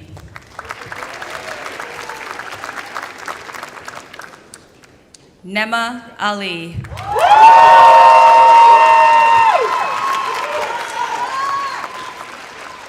Jessica Hochberg Alali, degree presented by her parents, Andrew and Lori Hochberg, Penn Class 1984 and 86.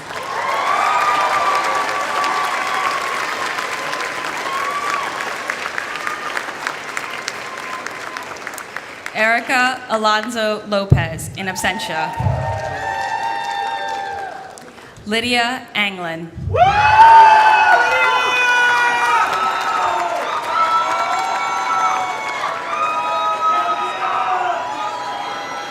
Hannah Davida Ansari.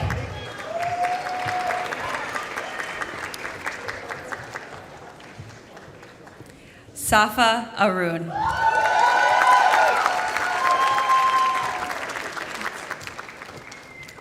Lachlan Athanasiou.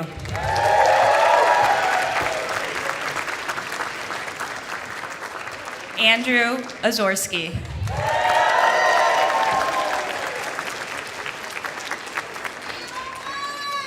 David Bales.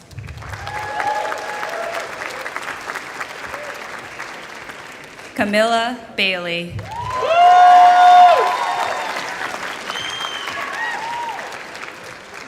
Rebecca Beal.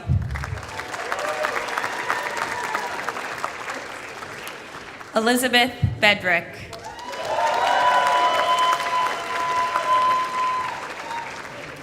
Brendan Bell, accompanied by 11-month-old Kevin.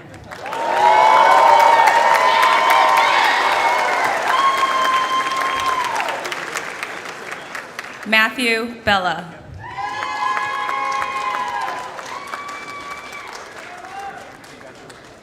Andrew Bernstein.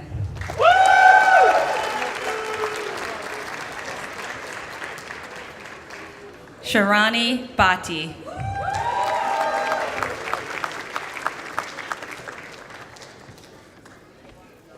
Veronique Barassa.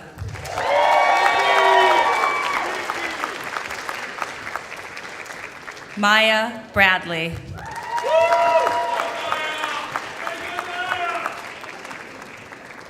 Alexandra Brenza.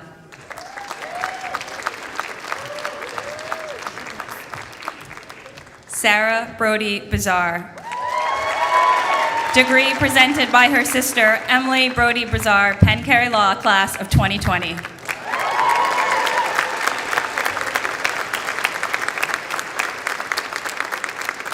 Matthew Bratz.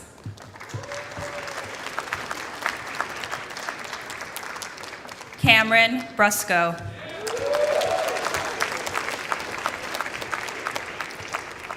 Gavin Hamilton Buck.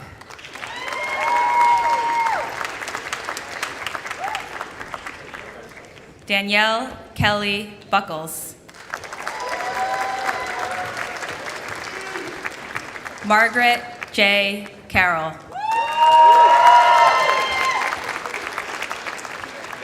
Caitlin Catalano.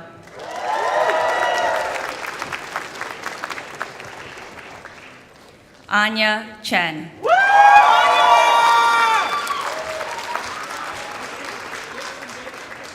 Jenny Choi.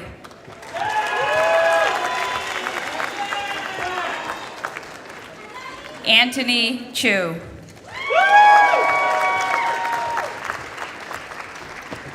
Margaret Cohen.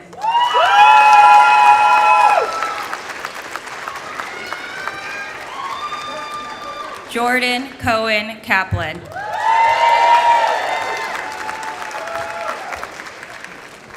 Caitlin Marie Conway.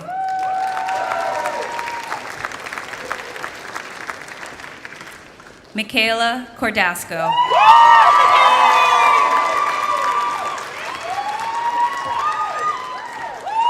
Taylor Evan Daniels.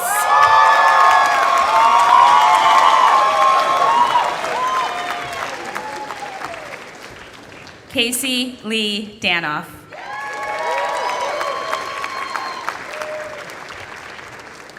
Sean Dow.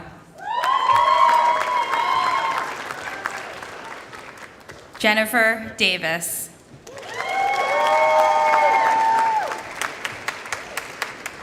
Gabriela Sophia Delgado.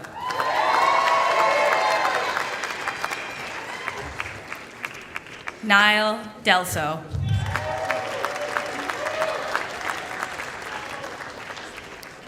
Chelsea DeRusso.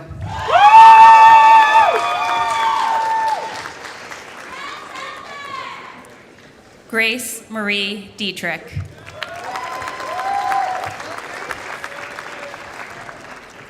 Colin Doble, in absentia. Jason Dong.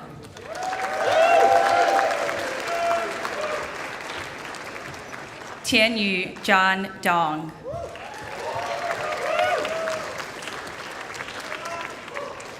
Megan Frances Dooley.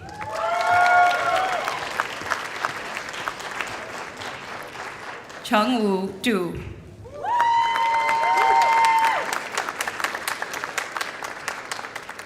Kellyanne Duffy.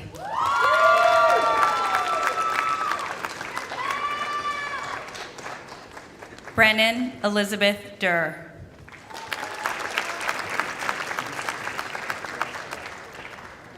Jason Everett Edelman.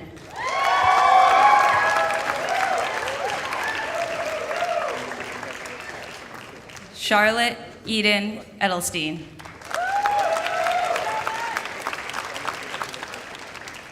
Jane Edwards.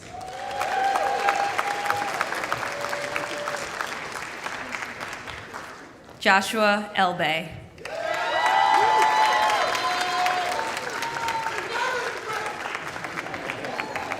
Mustafa El Harazi.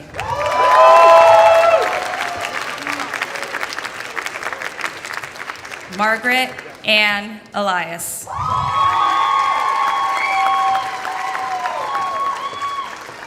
Melanie Elysian.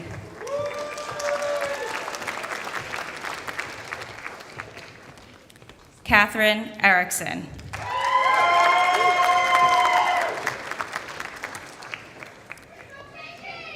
Michael Esposito.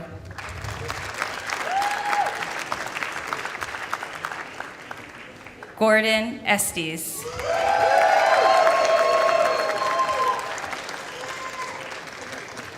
Haley Faris.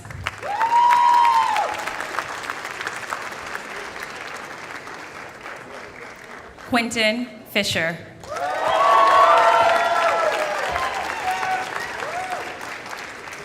Casey Flanagan.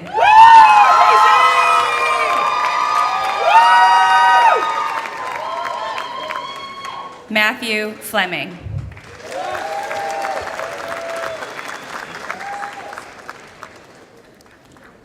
Marcia Jennifer Foti. Degree presented by her father, Samuel Foti, Wharton class of 74, Penn Master Arts and Sciences class of 78.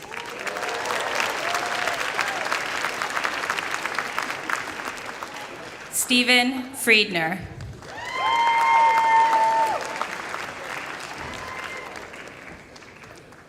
Alex Ang Gao.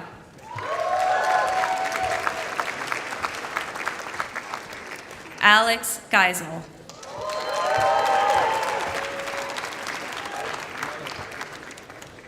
Sarah Jessica Goodman.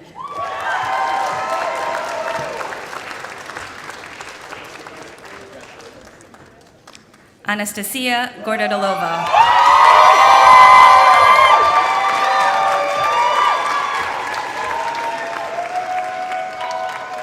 Paige Grenier.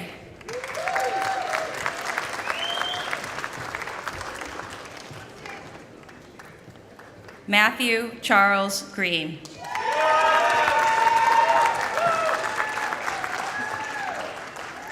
Zachary Green.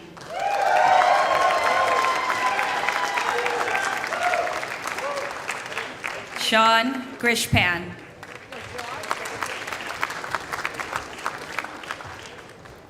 Tayler Gretadoria.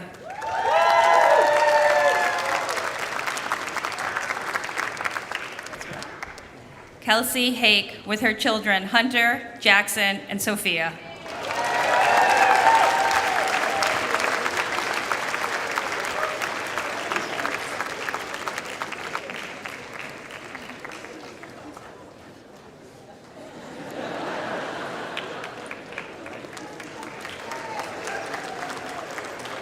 Chase Hansen.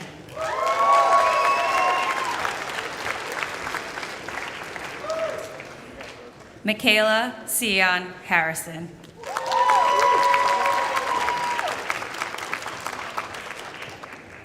Grace Hartnett.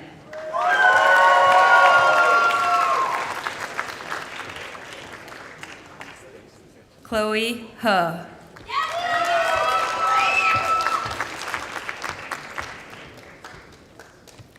Shira Naomi Harold.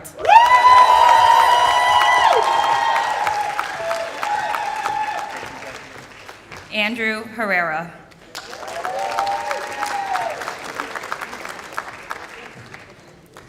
Brian Herskowitz.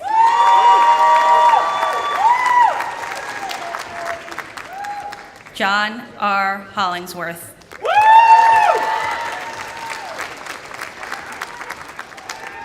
Elijah G. Holloway.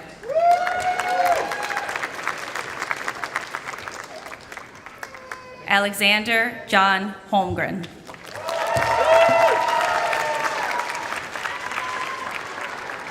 Nicole Rose Hovater.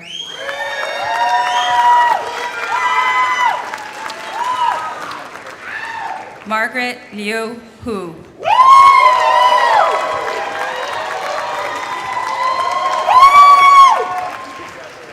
Richard Morris Hughes.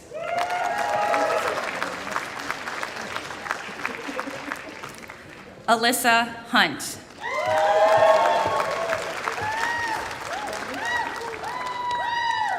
Carson Hunt.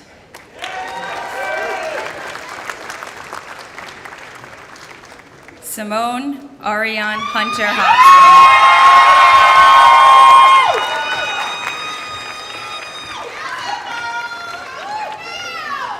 Catherine Hyde.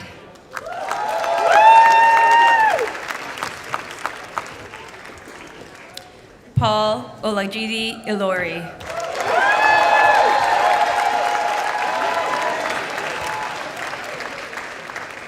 Noor Amjad Tawfiq Irshaidat.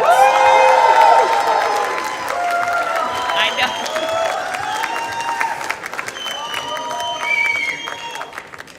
Courtney Jacobson.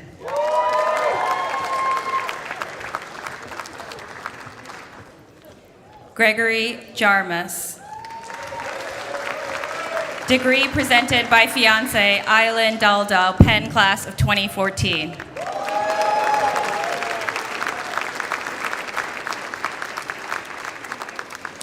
Sujin Jung.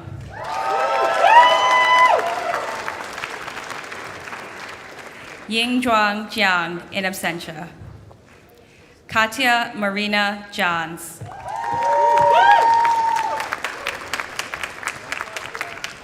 Colin Jones.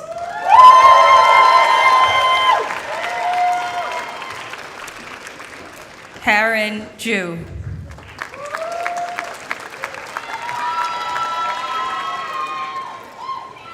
Joshua Jun.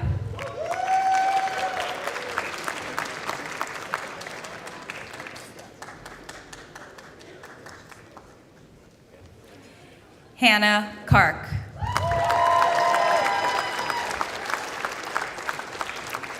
Nathaniel Cagle.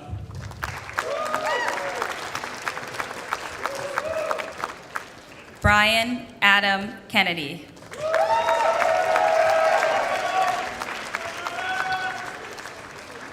Omar Kador.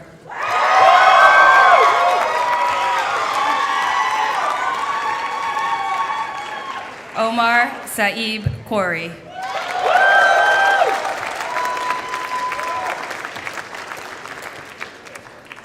Caitlin Young-hee Kim.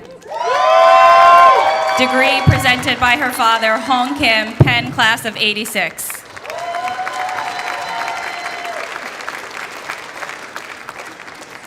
Trevor Anthony Kirby.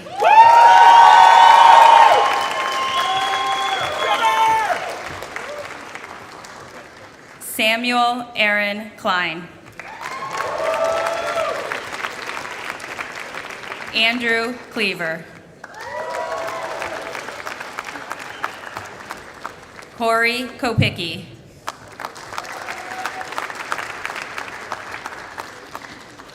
Isaiah Kramer.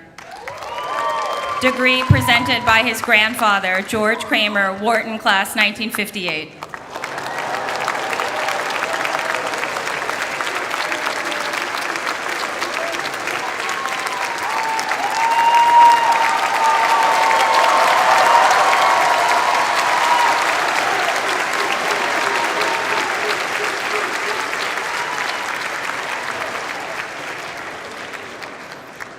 Aaron Kranick.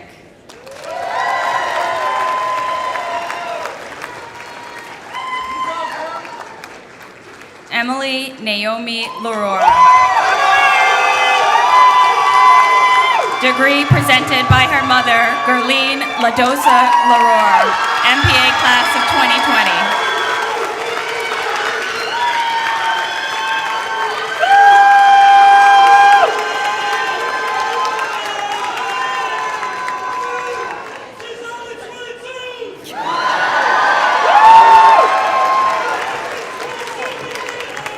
Sarah Lent with 23-month-old Aaron.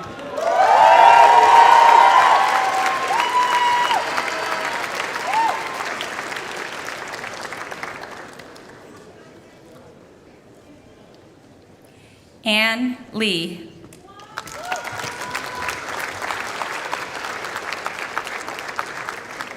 Raymond Clement Leong.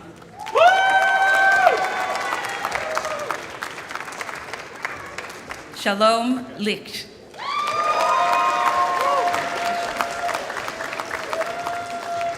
Matt Lynn.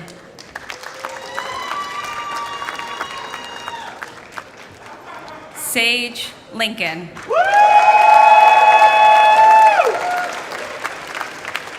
Justin Lenetsky.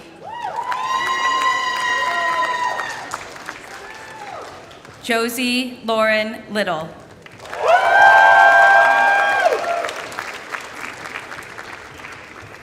And Keitha Mandava.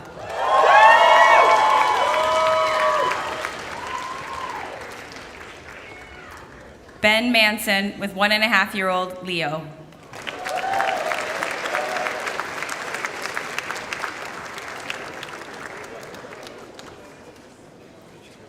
Kristen Michelle Marino.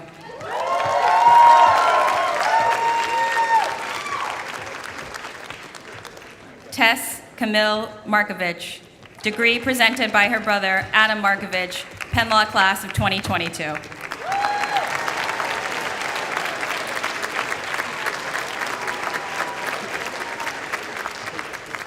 Stephen Mattis.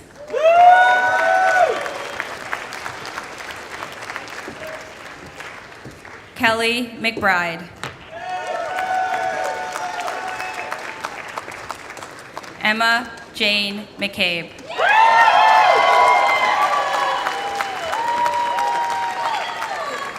Luke McCartney.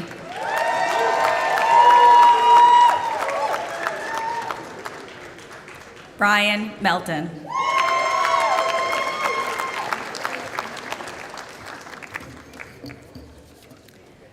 Bryce Mesavusu in absentia. Lauren Meyer.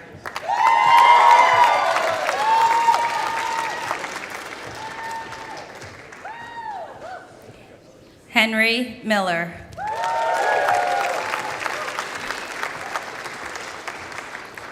Grace Summers Mooney.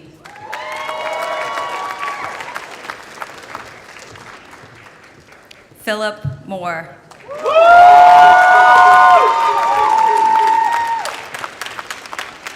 Jillian Moss.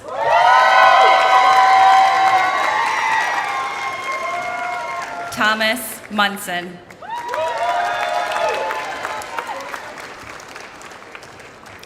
Brenna Elizabeth Murphy. Thomas Myers.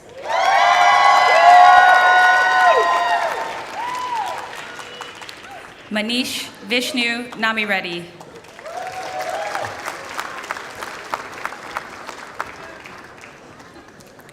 Matthew Thomas Nelson.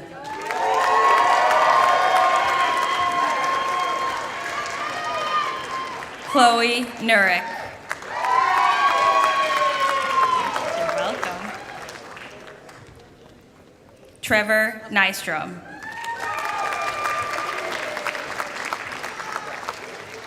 Jordan O. Patrick Stevens O'Neill.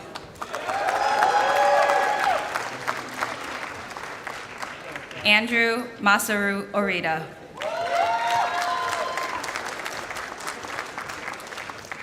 Prince Oroke.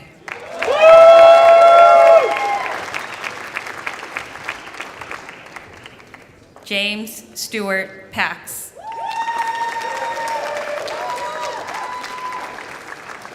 Timothy Beaumont Parker.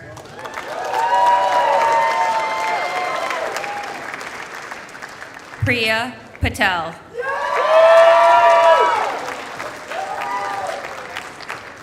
Nithya Pathalam.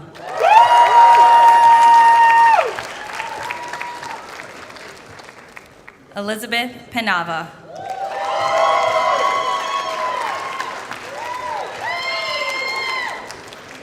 Zoe Elizabeth Perez.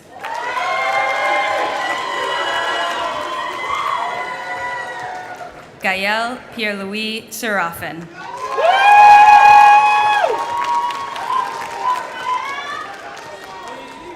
Rylan Ploger.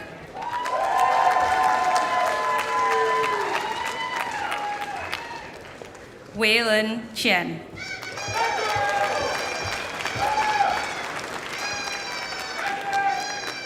Charlotte Elizabeth Rati.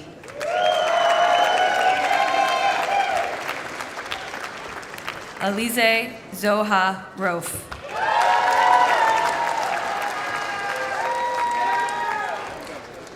Sarah Reeves. Degree presented by her mother, Andrea Reeves, Penn Law Class of 1992.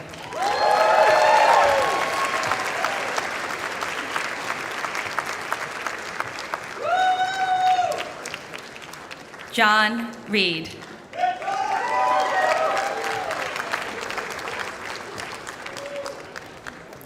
Carlos Rendon Catacora.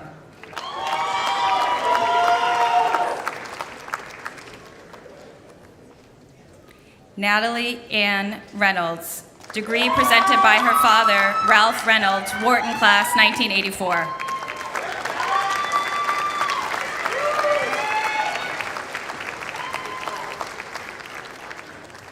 James Jackson Robinson.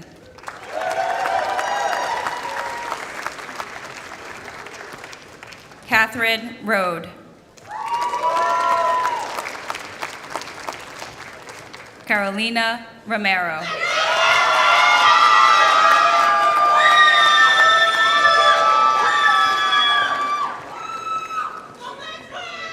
Anna Rosenfeld.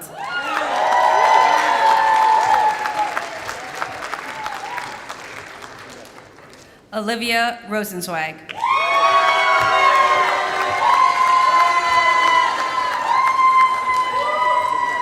Tayler Ann Ross.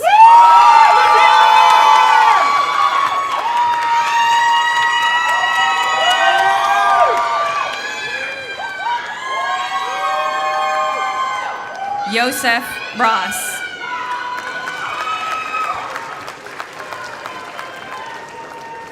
Samuel Rossum.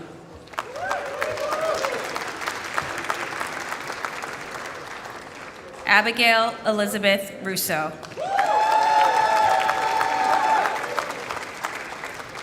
Megan Russo.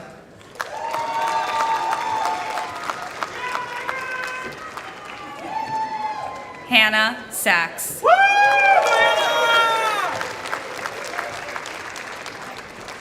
Crystal Salvati.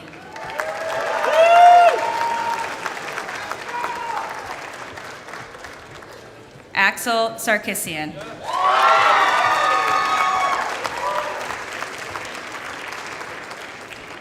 Marguerite Sawin.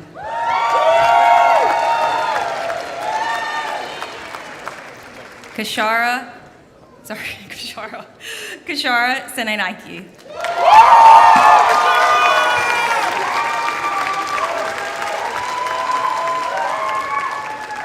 Shivan Sharma.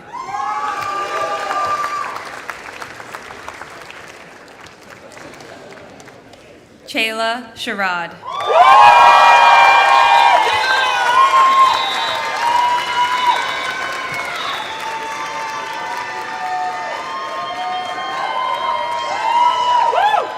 Samuel Shropshire.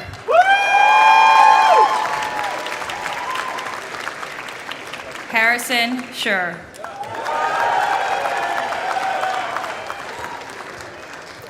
Paul Thomas Sinberg.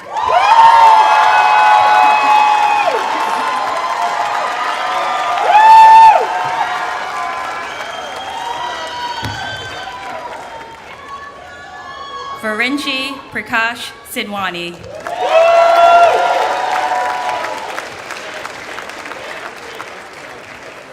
Errel Smith.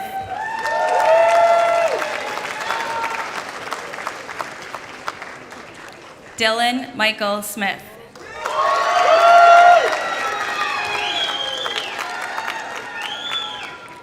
Marguerite Solmsen. Degree presented by her parents, Peter and Sarah Solmsen, who met in Section B at Penn Law Class of 1980.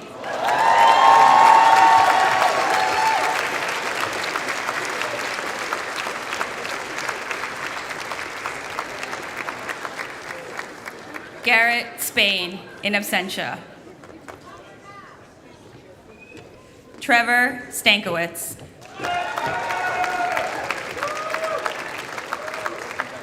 Ryan Andrew Stanley.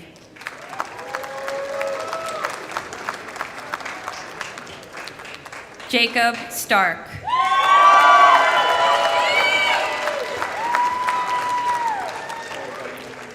Karis Lee Stephen.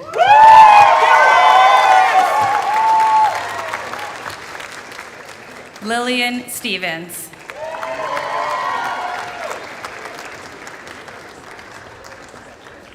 Sade Stevens.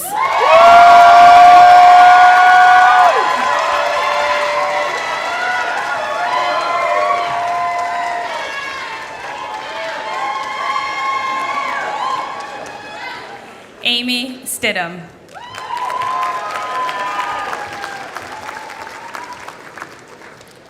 Anna Stillman.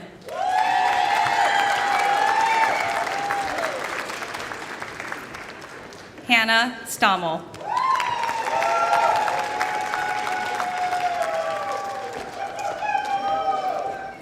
Alexan Stolz.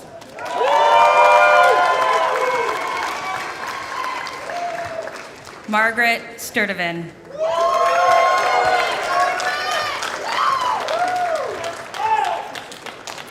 Emily Yu Hong Su.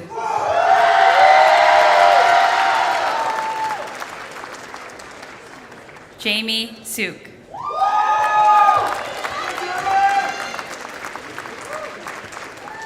Courtney Tsai.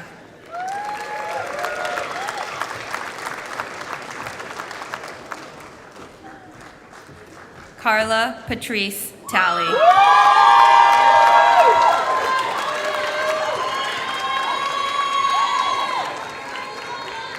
Gavin Tan.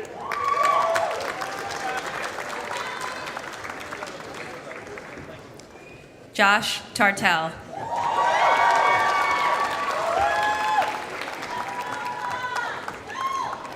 Carolina Diru Vega.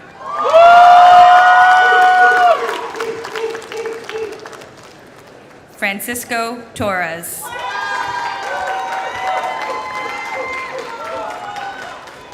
William Tunney.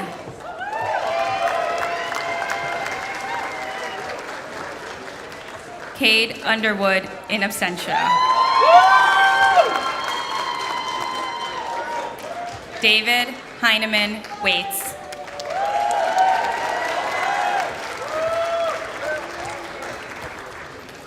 Brandon Walker with 18-month-old Riley.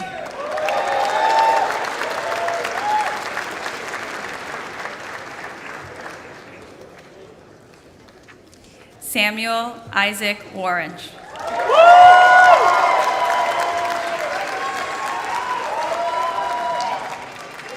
Robert Watson.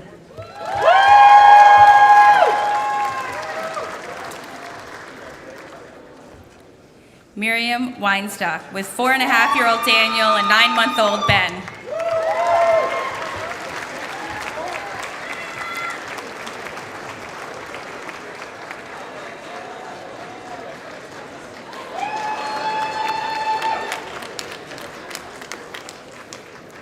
Joseph Weitzman.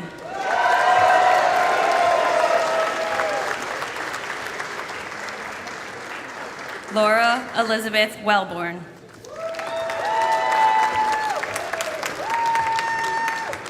Robert C. Wenner.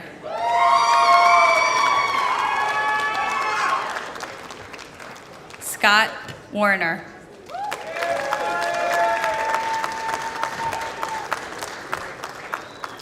Layla June West.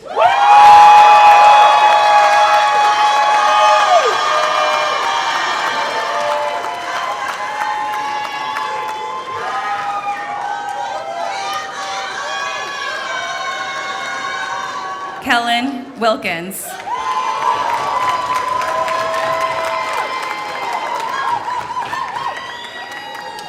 Kalia Kathleen Williams.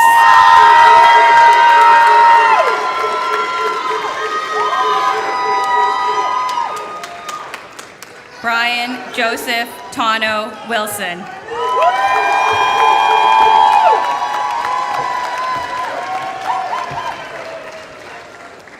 Emerson Womble.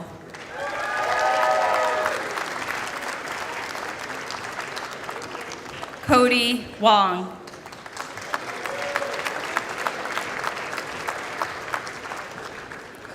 Sam Wong, degree presented by his grandmother, Gloria Allred, Penn Class 1963.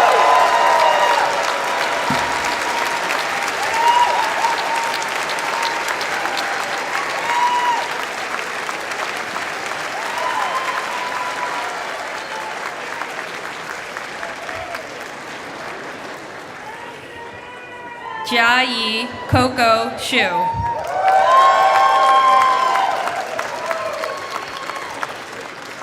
Lauren Yagoda.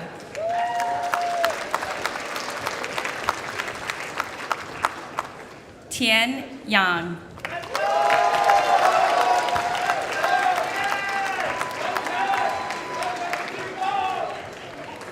Albert Yu.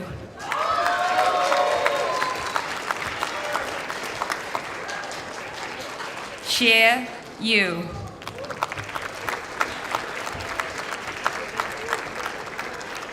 Jessica Mira Zalf.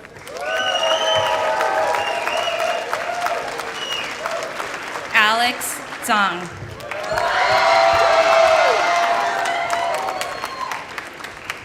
Peter Saidong Jiang.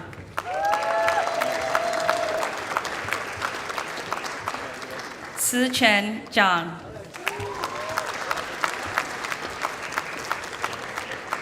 Yifan Zhang.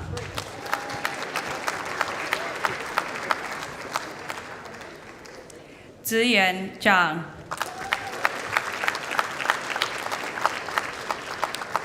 Junyi Joy Zhu, in absentia. Noah Carol Zimmerman.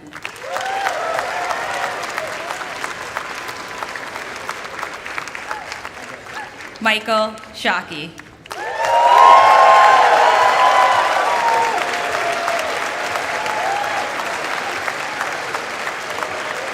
Congratulations, Penn Carey Law JD class of 2023.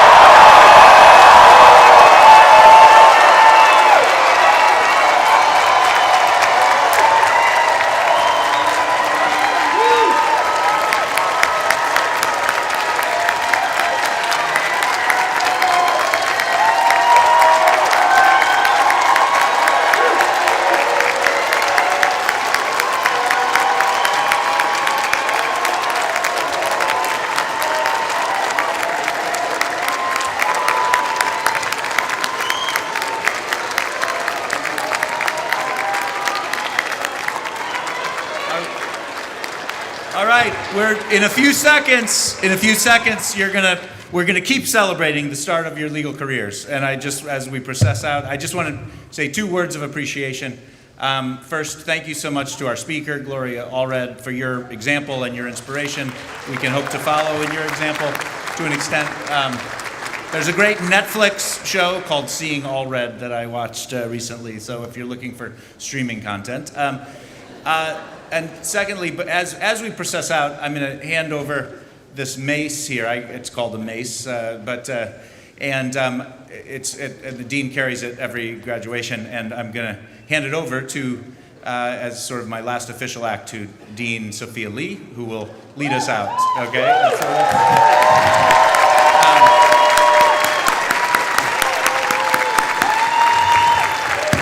Sophia, I'm so happy for all of us. I'm just thrilled to see you're an incredibly talented leader.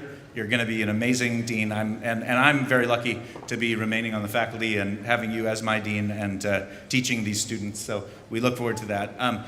You'll consult that. Every hard decision I made, I think I held the mace in my hand and I thought about it. No, we see it for 3 hours a year, and then I think the university puts it in a warehouse that looks a lot like the last scene of Raiders of the Lost Ark, and then we see it again. So no, what the privilege of this job is not the mace. It's the people, it's the students, it's the faculty, the staff. This has been the great professional privilege and honor of my life the past 8 years to be your dean. I feel very lucky to be staying here teaching students. So thank you all, and we will process out, led by Sophia Lee.